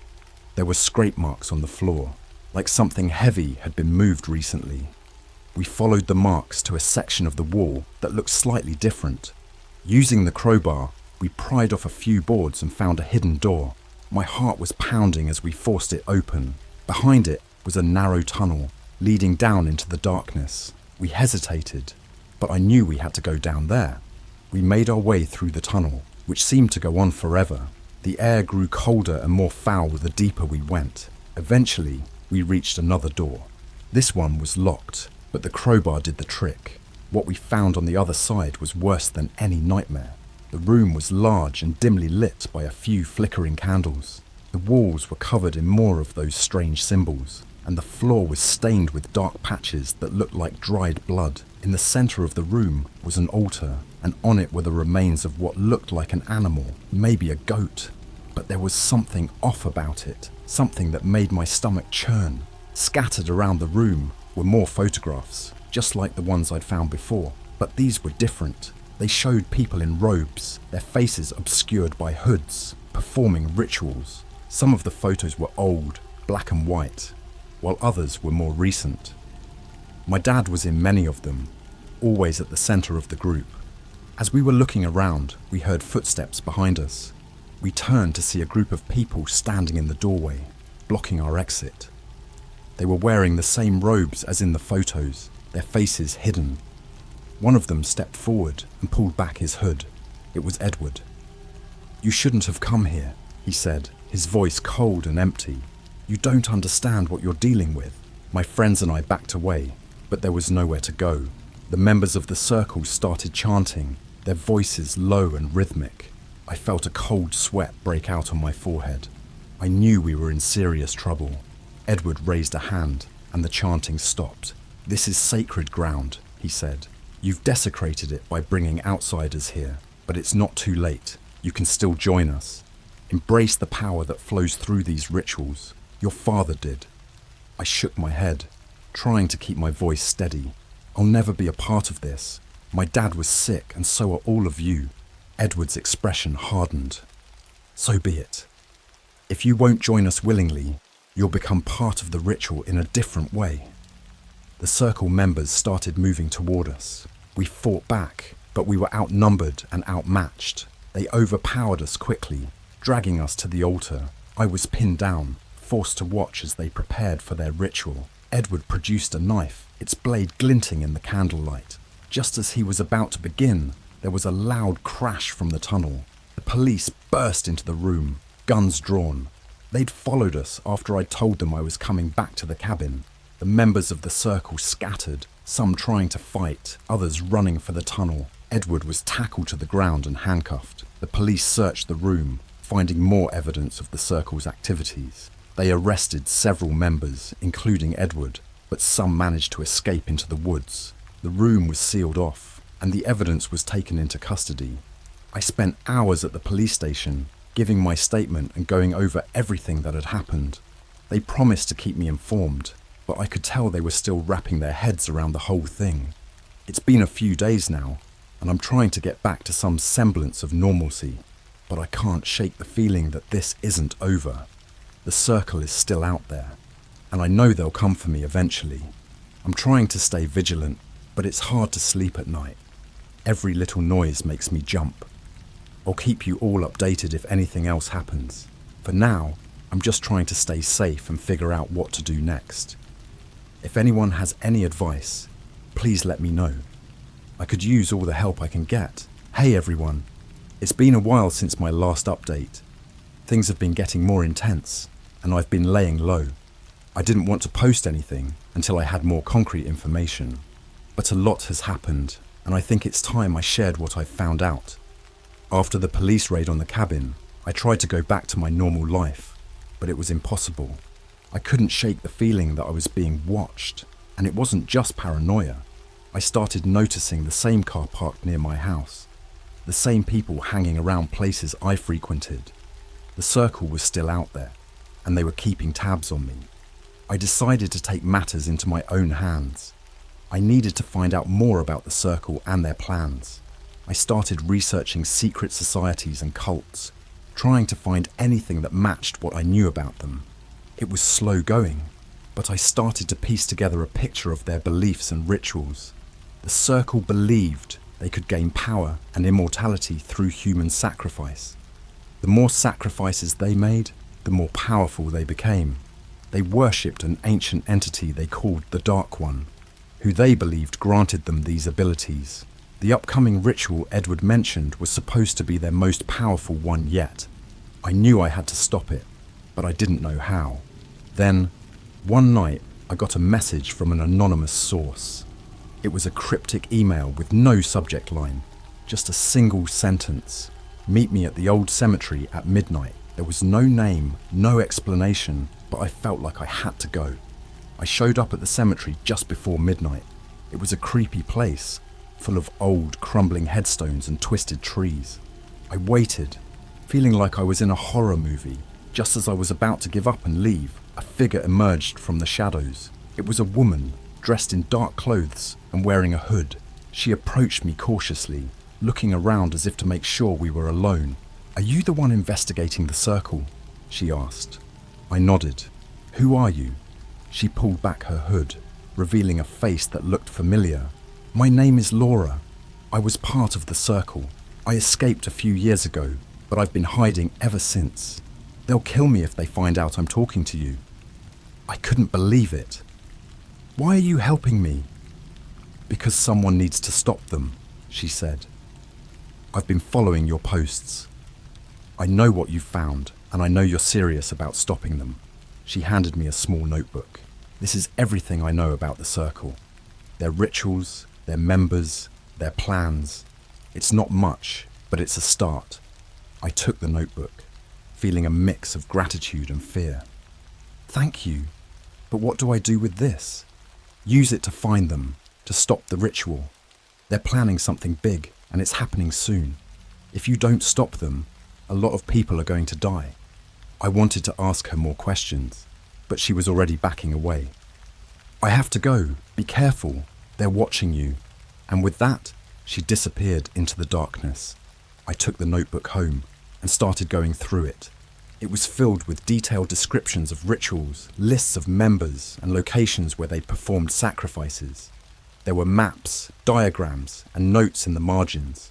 One page caught my attention. It was a map of a place called Black Hollow, a remote area deep in the woods. According to Laura's notes, this was where the upcoming ritual was going to take place. There was a date circled in red, June 21st. It was only a week away. I knew I had to act fast. I contacted the police, but they were still skeptical. They said they'd look into it, but I could tell they weren't going to do much. I couldn't wait for them. I needed to stop this on my own. I spent the next few days gathering supplies and making a plan. I got in touch with the friends who had come with me to the cabin, and they agreed to help. We were all terrified, but we knew we had to do something. The night before the ritual, we drove out to Black Hollow. It was a long, tense drive, but we made it without incident. We parked a few miles away and hiked the rest of the way, not wanting to alert anyone to our presence. As we approached the clearing marked on the map, we could see the flickering glow of torches. There were dozens of people gathered, all dressed in those same dark robes. They were chanting, their voices rising and falling in a hypnotic rhythm. We hid behind some trees, watching as they prepared for the ritual. In the center of the clearing was an altar, much like the one in the cabin, but this one was larger, more elaborate. There were symbols carved into the stone, and bloodstains from previous sacrifices. Edward was there, along with several other members I recognized from the photos. They were leading a group of people towards the altar. Some of them were bound and gagged, struggling against their captors. Others seemed to be there willingly, their faces blank and expressionless. I felt a surge of anger and fear. We had to stop this. I gave my friends the signal, and we moved in, trying to stay as quiet as possible. We managed to get close without being noticed. But then one of the circle members spotted us. "Hey, intruders!" he shouted. Chaos erupted. The circle members rushed towards us, some drawing knives and other weapons. We fought back as best we could, but we were outnumbered. I managed to make it to the altar, where Edward was preparing to start the ritual. "Stop this!" I shouted, grabbing his arm. He turned to me, his eyes filled with a cold, fanatical fury. "You don't understand. This is for the greater good. The Dark One demands it." I wrestled the knife from his hand and shoved him away. "No more sacrifices. This ends now." Before I could do anything else, one of the circle members tackled me to the ground. I fought back, but he was stronger. Just as he was about to stab me, there was a loud crack, and he fell to the ground, unconscious. One of my friends had hit him with a branch. We managed to subdue a few more members and free some of the captives, but there were too many of them. Just when it seemed like we were about to be overwhelmed, the sound of sirens filled the air. The police had finally arrived. The circle members scattered, some of them being caught by the police, others disappearing into the woods. Edward was among those who escaped. The police secured the area, arresting those they could and tending to the injured. I gave my statement, explaining everything that had happened. The police were finally taking things seriously. They promised to track down the remaining members of the circle and bring them to justice. It's been a few days since then, and I'm still processing everything. The circle is still out there, but their plans have been thwarted, at least for now. I know this isn't over, but I'm determined to keep fighting. I can't let my dad's legacy be one of darkness and horror. I'll keep you all updated as things progress. For now, I'm just trying to stay safe and figure out my next steps. Thank you all for your support. It means more than you know. Hey everyone, I'm back for what I hope will be the final update. So much has happened since my last post, and I'm still trying to come to terms with everything. This has been the most intense and terrifying experience of my life, but I think we finally put an end to the circle. Here's how it all went down. After the raid at Black Hollow, the police started taking the circle seriously. They launched a full-scale investigation, tracking down members and uncovering more about their activities. They arrested several key figures, but Edward and a few others managed to slip through their fingers. I knew they wouldn't stop. The circle had been operating for decades, maybe longer, and they weren't going to let a few arrests derail their plans. I spent every waking moment working with the police, trying to piece together as much information as possible.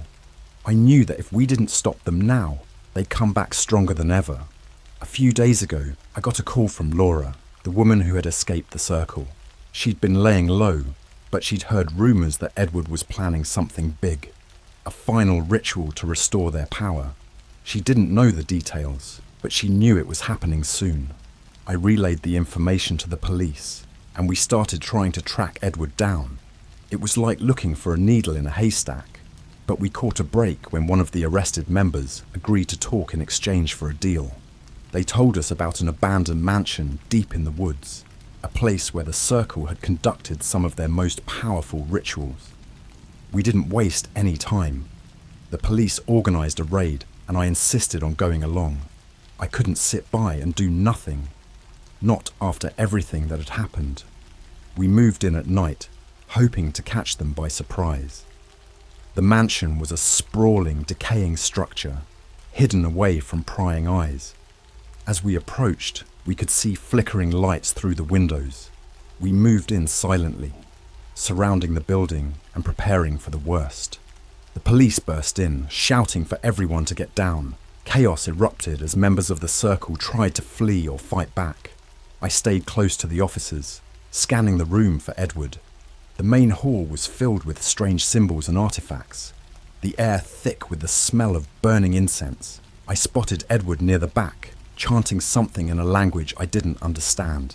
He had a knife in his hand and was standing over a young woman bound to an altar. My blood ran cold as I realized we were almost too late. "Edward, stop!" I shouted, breaking away from the officers and running towards him. He looked up, a twisted smile on his face. "You're too late. The Dark One will rise, and there's nothing you can do to stop it." I lunged at him, knocking the knife from his hand. We struggled, rolling across the floor as the chaos continued around us. He was strong, but my anger and fear gave me the strength I needed. I managed to pin him down, holding him until the police could cuff him. With Edward and the remaining members in custody, the ritual was finally stopped.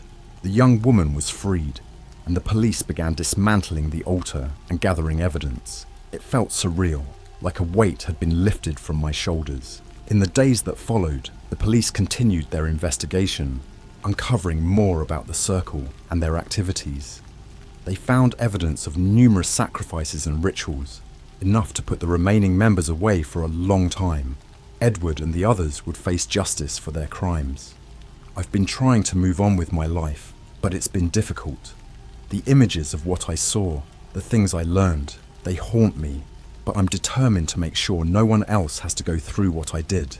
I've started working with the police and other organizations to help track down and dismantle cults and secret societies like the Circle. This experience has changed me forever, but it's also given me a new purpose. I won't let my dad's legacy be one of darkness and horror. I'll do everything I can to make sure the Circle and groups like them are stopped. Thank you all for your support throughout this ordeal. It's meant more to me than you can imagine. Stay safe, and if you ever come across anything that seems off, trust your instincts and get help. You never know what kind of darkness might be lurking just beneath the surface. This is it for now. I hope I never have to post another update like this again. But if I do, I know I have all of you to back me up. Thank you and take care.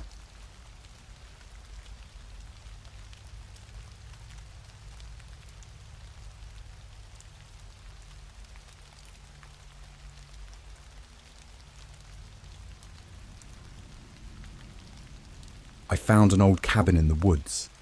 After what I found, I won't be the same anymore. Alright, so here's my story. I'm not sure if this is the right place to post it, but I really need to get this off my chest. This happened last fall, and honestly, I don't think I'll ever be the same again. I like to go hiking. It's my way of unwinding after a long week at work. There's this huge forest about an hour's drive from my house, and I've been exploring it for years. I thought I knew every trail, every nook and cranny, but I was wrong. That day, I decided to go off the beaten path. I was feeling adventurous and thought, why not? The sun was shining, the air was crisp, and I had all day to kill. I walked for hours, deeper into the woods than I'd ever gone before. The trees grew denser, and the sounds of civilization faded away until it was just me, the rustling leaves, and the occasional bird call. Around midday, I stumbled upon something strange. It was an old, overgrown path that looked like it hadn't been used in decades. Curiosity got the best of me, so I followed it. The further I went, the more uneasy I felt. The forest seemed to grow darker, and the air became heavy, almost suffocating. After about an hour, I saw it.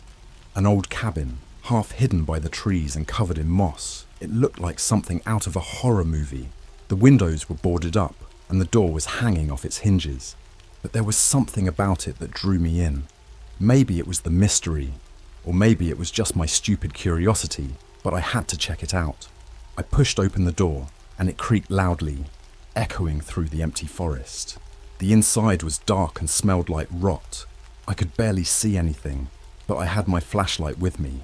As I shone it around, I realized the cabin was a lot bigger than it looked from the outside.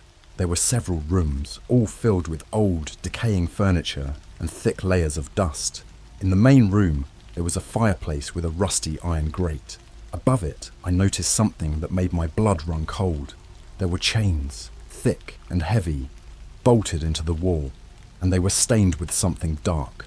I didn't want to think about what it was, but deep down, I knew. I should have left right then and there, but something kept me rooted to the spot. I moved deeper into the cabin, my flashlight beam cutting through the darkness. I found a small, cramped room at the back, and when I opened the door, the smell hit me like a punch to the gut. It was the stench of death, thick and overwhelming. In the corner of the room, I saw something that will haunt me forever, a pile of bones, human bones.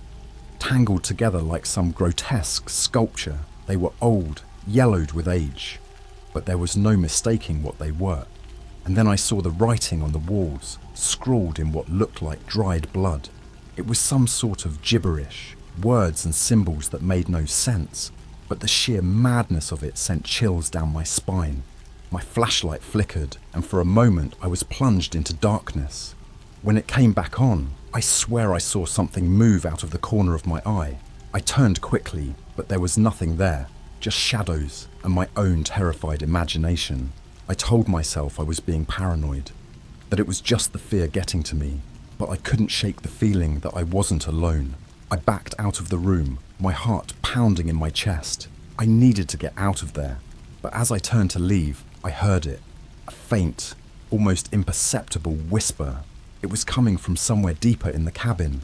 I don't know why I didn't run. Maybe I was too scared to move, or maybe I was just too damn curious for my own good. But I followed the sound. It led me to another room, one I hadn't noticed before.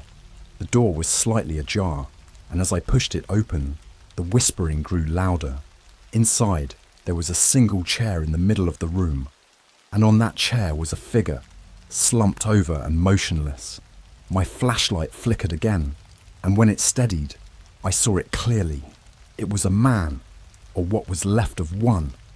His skin was pale and drawn tight over his bones, like he'd been dead for years. His eyes were wide open, staring blankly ahead, and his mouth was twisted into a grotesque smile. But the worst part was the message carved into his chest, deep and jagged. "Welcome home." That's when I lost it. I ran out of that cabin as fast as I could, not caring about the branches that tore at my clothes or the roots that tripped me up. I just ran and ran until I burst out of the forest and back onto the main trail. I didn't stop until I got to my car, my lungs burning and my heart pounding like a drum. I drove home in a daze, my mind racing with what I'd seen. I thought about calling the cops, but what would I tell them? That I found an old cabin with some bones and a dead guy with a creepy message on his chest. They'd think I was crazy. Hell, I was starting to think I was crazy. That night, I barely slept. Every time I closed my eyes, I saw that cabin, those chains, that pile of bones, and that smile. God, that smile. I couldn't get it out of my head. I knew I had to go back to figure out what the hell was going on, but part of me was terrified of what I might find. The next morning, I packed a bag with some supplies and headed back to the forest. I needed answers, no matter how disturbing they might be. Little did I know, my nightmare was just beginning. I couldn't stop thinking about that cabin. It consumed my every waking thought and haunted my dreams. Despite my fear, I knew I had to go back. I had to find out more, even if it meant facing whatever horrors lay in wait. The next morning, I packed a bag with a flashlight, batteries, a first aid kit, a knife, and some food and water. I wasn't taking any chances this time. As I drove to the forest, my mind raced with questions. Who was that man? Why was he there? And what the hell did welcome home mean? The hike back to the cabin felt longer this time, every step weighed down by dread. The forest was eerily silent, as if holding its breath. When I finally reached the overgrown path, I hesitated. Part of me wanted to turn back, but I pushed on, driven by a morbid curiosity. The cabin looked even more foreboding in the daylight. The boarded-up windows and decaying wood seemed to leer at me, daring me to enter. I steeled myself and pushed open the door. The air inside was cold and damp, the smell of rot and decay stronger than before. I made my way to the room where I'd found the body. The chair was empty. The man was gone. I felt a cold sweat break out on my forehead. I frantically searched the room, looking for any sign of what had happened. The only clue was a trail of dark stains leading out of the room and down the hall. I followed the stains, my heart pounding in my chest. The trail led to a hidden door at the back of the cabin, one I hadn't noticed before. It was partially hidden behind a rotting bookshelf. I pushed the shelf aside and opened the door, revealing a set of stairs leading down into the darkness. Every instinct screamed at me to turn back, but I couldn't. I had to know what was down there. I switched on my flashlight and descended the stairs. each step creaking ominously under my weight. The air grew colder and more oppressive the deeper I went. At the bottom of the stairs, I found myself in a small, dimly lit basement. The walls were lined with shelves filled with jars of strange, murky liquids and odd, twisted artifacts. But it was the center of the room that drew my attention. There was a large wooden table, and on it was something that made my blood run cold. A doll. A life-sized, human-like doll made of stitched-together pieces of what looked like human skin. Its eyes were empty sockets, and its mouth was sewn shut, but the craftsmanship was disturbingly lifelike. It looked almost as if it were waiting for something, or someone. As I stood there, staring in horror, I heard a noise behind me. I turned quickly, my flashlight beam slicing through the darkness. Standing at the bottom of the stairs was the man from the chair, only now he was moving. His pale, dead eyes were fixed on me, and that grotesque smile was still etched across his face. I backed away, my hands trembling. He took a step towards me, and then another. His movements were jerky and unnatural, like a puppet being controlled by invisible strings. I fumbled for the knife in my bag, but my hands were shaking so badly I could barely hold it. "Who are you?" I shouted, my voice echoing off the walls. "What do you want?" He didn't answer. Instead, he raised one hand and pointed at the doll on the table. I followed his gaze, and when I looked back, he was gone, just vanished into thin air. My mind was reeling, trying to make sense of what I'd seen. I approached the table, my heart pounding. There was something about that doll that felt wrong. I reached out to touch it, but as my fingers brushed its skin, a wave of nausea washed over me. I pulled back, feeling like I'd just touched something foul and tainted. I needed to get out of there. Whatever was happening, it was beyond anything I could understand. I turned to leave, but as I did, I noticed something on the wall behind the table. More writing, scrawled in that same dark, dried substance. "You are not alone." Those words sent a chill down my spine. I bolted up the stairs, my flashlight swinging wildly as I ran. I burst out of the cabin and into the forest, not stopping until I was back at my car. I jumped in, locked the doors, and sped away, my mind racing. When I got home, I tried to calm down and make sense of everything. But the more I thought about it, the less sense it made. That night, I barely slept. Every time I closed my eyes, I saw that doll, those dead eyes, and that twisted smile. I knew I had to go back. There were too many unanswered questions, and I couldn't live with the fear and uncertainty. But I needed help. I couldn't do it alone. The next day, I called my friend Mark. He was the only person I trusted enough to tell the whole story. To my surprise, he believed me. Or at least, he didn't think I was crazy. He agreed to come with me, armed with his own flashlight and a couple of baseball bats for protection. We made a plan to go back to the cabin the following weekend. I don't know what we were expecting to find, but we were determined to get to the bottom of it.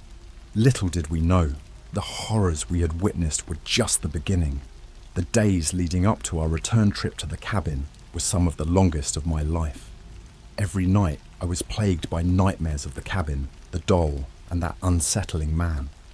Mark and I spent hours planning, trying to think of every possible scenario and how to handle it. We geared up with flashlights, extra batteries, knives, and those baseball bats, ready for whatever we might encounter. Finally, the weekend arrived. We drove out to the forest early in the morning, the sky overcast and the air heavy with the promise of rain. The forest seemed even more ominous than before, the trees closing in around us as we hiked towards the cabin. We didn't talk much, both of us lost in our own thoughts and fears. When we reached the overgrown path, we paused. Mark looked at me, his face serious. "Are you sure about this, man? We can still turn back." I shook my head. "We need to know what's going on. I can't live with this hanging over me." He nodded and we pressed on. The cabin loomed ahead, looking more decrepit and sinister than ever. We approached cautiously, our flashlights cutting through the gloom. As we stepped inside, the familiar stench of decay hit us like a wall. We moved quickly through the rooms, not stopping until we reached the hidden door at the back. The stairs creaked under our weight as we descended into the basement. The room was just as I remembered, with its shelves of jars and the table in the centre. But this time, the doll was gone. The table was empty, save for a single piece of paper with something scrawled on it in that same dark substance. Mark picked it up and read aloud, "Help me." The words sent a shiver down my spine. "What the hell does this mean?" he muttered, looking around nervously. "I don't know," I replied, "but we need to be careful." We searched the basement, looking for any clues. As we moved one of the shelves, we found a hidden door behind it, leading to a narrow passageway. The air in the passage was colder and damper, and the walls were lined with more of those bizarre symbols and words. We followed the passage, our footsteps echoing eerily. It led to another room, even darker and more sinister than the basement. In the center of this room was a large wooden crate, and from inside it, we could hear a faint, muffled noise. Mark and I exchanged a look. "Should we open it?" he asked, his voice shaky. "We have to," I replied, though every instinct screamed at me to run. We approached the crate and carefully pried off the lid. Inside, we found a young woman, bound and gagged, her eyes wide with terror. We quickly freed her and she collapsed into our arms, sobbing uncontrollably. "Thank you," she managed to choke out between sobs. "Thank you, thank you." "Who did this to you?" Mark asked, trying to calm her down. She shook her head, her eyes darting around the room. "We have to leave, now. He'll come back. He always comes back." "Who?" I demanded. "Who did this?" She looked at me, her eyes filled with fear. "The man, the one who lives here.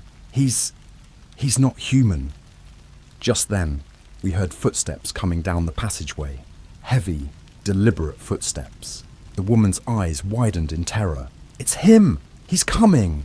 We grabbed her and ran, back through the passage and up the stairs. The footsteps were getting closer, echoing through the cabin. We burst out the front door and into the forest, not stopping until we reached the main trail. Behind us, we could hear the man's voice, calling out in a sing-song tone. "Come back! You can't leave! You belong here!" We didn't look back. We kept running until we reached the car. We piled in, and Mark floored it, speeding down the dirt road and away from that nightmare. The woman in the back seat was still sobbing, but she managed to tell us her story. She had been hiking in the forest a few months ago when she stumbled upon the cabin. The man had captured her and kept her there, torturing her and others for his own twisted pleasure. She didn't know how many had come before her, but she knew she wasn't the first. When we finally reached my house, we called the police. They took the woman's statement and launched an investigation. But when they went to the cabin, it was gone. There was no trace of it or the man. It was as if it had never existed. The woman was taken to a safe place, and Mark and I tried to return to our normal lives, but the nightmares never stopped. We both knew that somewhere out there, that man was still lurking, waiting for his next victim. I don't go hiking anymore. The forest that once brought me peace now fills me with dread. I keep my doors locked and my windows closed, but I still feel like he's watching me, waiting for the right moment to strike. I don't think I'll ever feel safe again. Life after that terrifying ordeal was a struggle. The nightmares, the constant feeling of being watched, the fear that he might come back, it was all too much. Mark and I kept in touch, trying to support each other through the trauma, but we both knew that our lives would never be the same. One night, a few weeks after the incident, I received a call from Mark. He sounded shaken. "We need to talk," he said, his voice trembling. "I think I found something." We met at a small diner on the edge of town. Mark looked pale, dark circles under his eyes. He pulled out a folder filled with newspaper clippings and photographs, spreading them out on the table. "I've been doing some digging," he said, his voice low. "There have been reports of disappearances in that forest dating back decades. Hikers, campers, even locals. They go missing and their bodies are never found." He showed me an old photograph of a man. "This is Charles Whitman. He owned a large piece of land in that forest back in the 1940s. He was a reclusive guy, known for his bizarre and disturbing behaviour. People in town said he practiced dark rituals, black magic, that sort of thing. They thought he was just a crazy old man. But then he disappeared. "How is this connected to the cabin?" I asked, my heart racing. Mark handed me another photograph, this one of the cabin. "This is a picture from the 1950s. It's the same cabin we found. And there's something else." He pulled out a piece of paper covered in symbols and writing. "I found this in the town's historical archives. It's said to be a page from Whitman's journal. The symbols match the ones we saw in the cabin. He wrote about summoning spirits, binding souls, and using them to extend his own life." I felt a cold shiver run down my spine. "You're saying Whitman is still alive? That he's the one who took that woman?" Mark nodded. "I think he's found a way to prolong his life by feeding on the fear and suffering of others. He's been doing it for decades, maybe even longer." We sat in silence, the weight of the revelation sinking in. If Mark was right, then Whitman was still out there, still hunting. "We have to stop him," I said, my voice barely above a whisper. Mark looked at me, his eyes filled with determination. "I've been thinking the same thing, but we need to be smart about this. We need to find that cabin again and destroy whatever power he's using." We spent the next few days gathering supplies and planning our return to the forest. This time, we were going in prepared. We brought maps, GPS devices, and enough gear to last us a week if needed. We also armed ourselves with more than just baseball bats, hunting knives, a crossbow, and a couple of handguns. We weren't taking any chances. On the day of our planned return, the sky was overcast, a thick fog rolling in as we hiked towards the cabin's location. The forest felt even more oppressive than before, as if it were alive and aware of our intentions. The silence was deafening, broken only by the crunch of leaves under our boots. It took us most of the day, but we finally reached the overgrown path. The cabin looked the same, but this time we noticed strange symbols carved into the trees around it, almost as if marking territory. We approached cautiously, weapons at the ready. The door creaked open, and we stepped inside. The smell of decay and rot hitting us once again. The cabin was dark, but we could feel the presence of something malevolent, something waiting. We headed straight for the basement. As we descended the stairs, I felt a growing sense of dread. The basement was exactly as we left it, except for one chilling addition. In the centre of the room, where the doll had been, stood Charles Whitman. He looked exactly like the photograph, tall, gaunt, with cold, lifeless eyes. His lips curled into a smile as he saw us. "Welcome back," he said, his voice dripping with malice. "I knew you'd come." Mark and I raised our weapons, but before we could react, Whitman raised his hand and a force slammed into us, knocking us to the ground. The air grew colder, the darkness pressing in around us. "You think you can stop me?" Whitman hissed, his eyes glowing with an unnatural light. "You have no idea what you're dealing with." I struggled to my feet, the weight of the unseen force crushing down on me. Mark was beside me, his face twisted in pain. We had to fight back, but how? Whitman's power was beyond anything we could have imagined. Then I remembered the symbols in his journal, the rituals he had performed. If we could disrupt whatever source of his power he was using, we might stand a chance. "Mark, the symbols!" I shouted, trying to make myself heard over the growing roar in my ears. "We need to destroy them." Mark nodded, understanding immediately. We split up, moving around the room, and frantically scratching out the symbols on the walls and floor. Whitman screamed in rage, the force pressing down on us increasing. But we kept going, erasing every symbol we could find. As we scratched out the last symbol, the pressure suddenly lifted. Whitman staggered, his eyes wide with shock. "No!" he screamed, lunging at us. But without his power, he was just a man, frail and weak. Mark swung his baseball bat, striking Whitman in the head. He crumpled to the ground, blood pooling around him. I approached cautiously, checking for a pulse. There was none. Charles Whitman was finally dead. We searched the basement, finding more evidence of his horrific deeds. Journals filled with descriptions of his rituals, lists of victims, and more of those grotesque dolls. We gathered everything we could and set the cabin on fire. As the flames consumed the cursed place, I felt a strange sense of relief. We watched the cabin burn, the smoke rising into the sky. It was over. Whitman was gone, and his reign of terror had ended. But the scars he left behind would remain with us forever. Mark and I never spoke of what happened that day, not to anyone. We went our separate ways, trying to rebuild our lives. But every now and then, I still feel that cold, malevolent presence, lurking just beyond the edge of my consciousness. I know he's gone, but the darkness he brought into my life will never truly leave. The days following our return from the forest were a blur. Mark and I went our separate ways, both of us struggling to process what we had experienced. The nightmares persisted, the memories of that cabin and Whitman's twisted face haunting our every moment. I tried to go back to my normal life, but nothing felt normal anymore. The smallest things would set me off, a creak in the floorboards, a whisper of wind through the trees. I felt like I was constantly on edge, waiting for something terrible to happen. I moved to a new town, hoping that a change of scenery might help. But no matter how far I ran, I couldn't escape the memories. I sought out therapy, hoping to find some solace in talking about my experiences. My therapist was sympathetic but skeptical, often suggesting that perhaps my mind had exaggerated the events to cope with trauma. I couldn't blame him. How could anyone believe what we had gone through?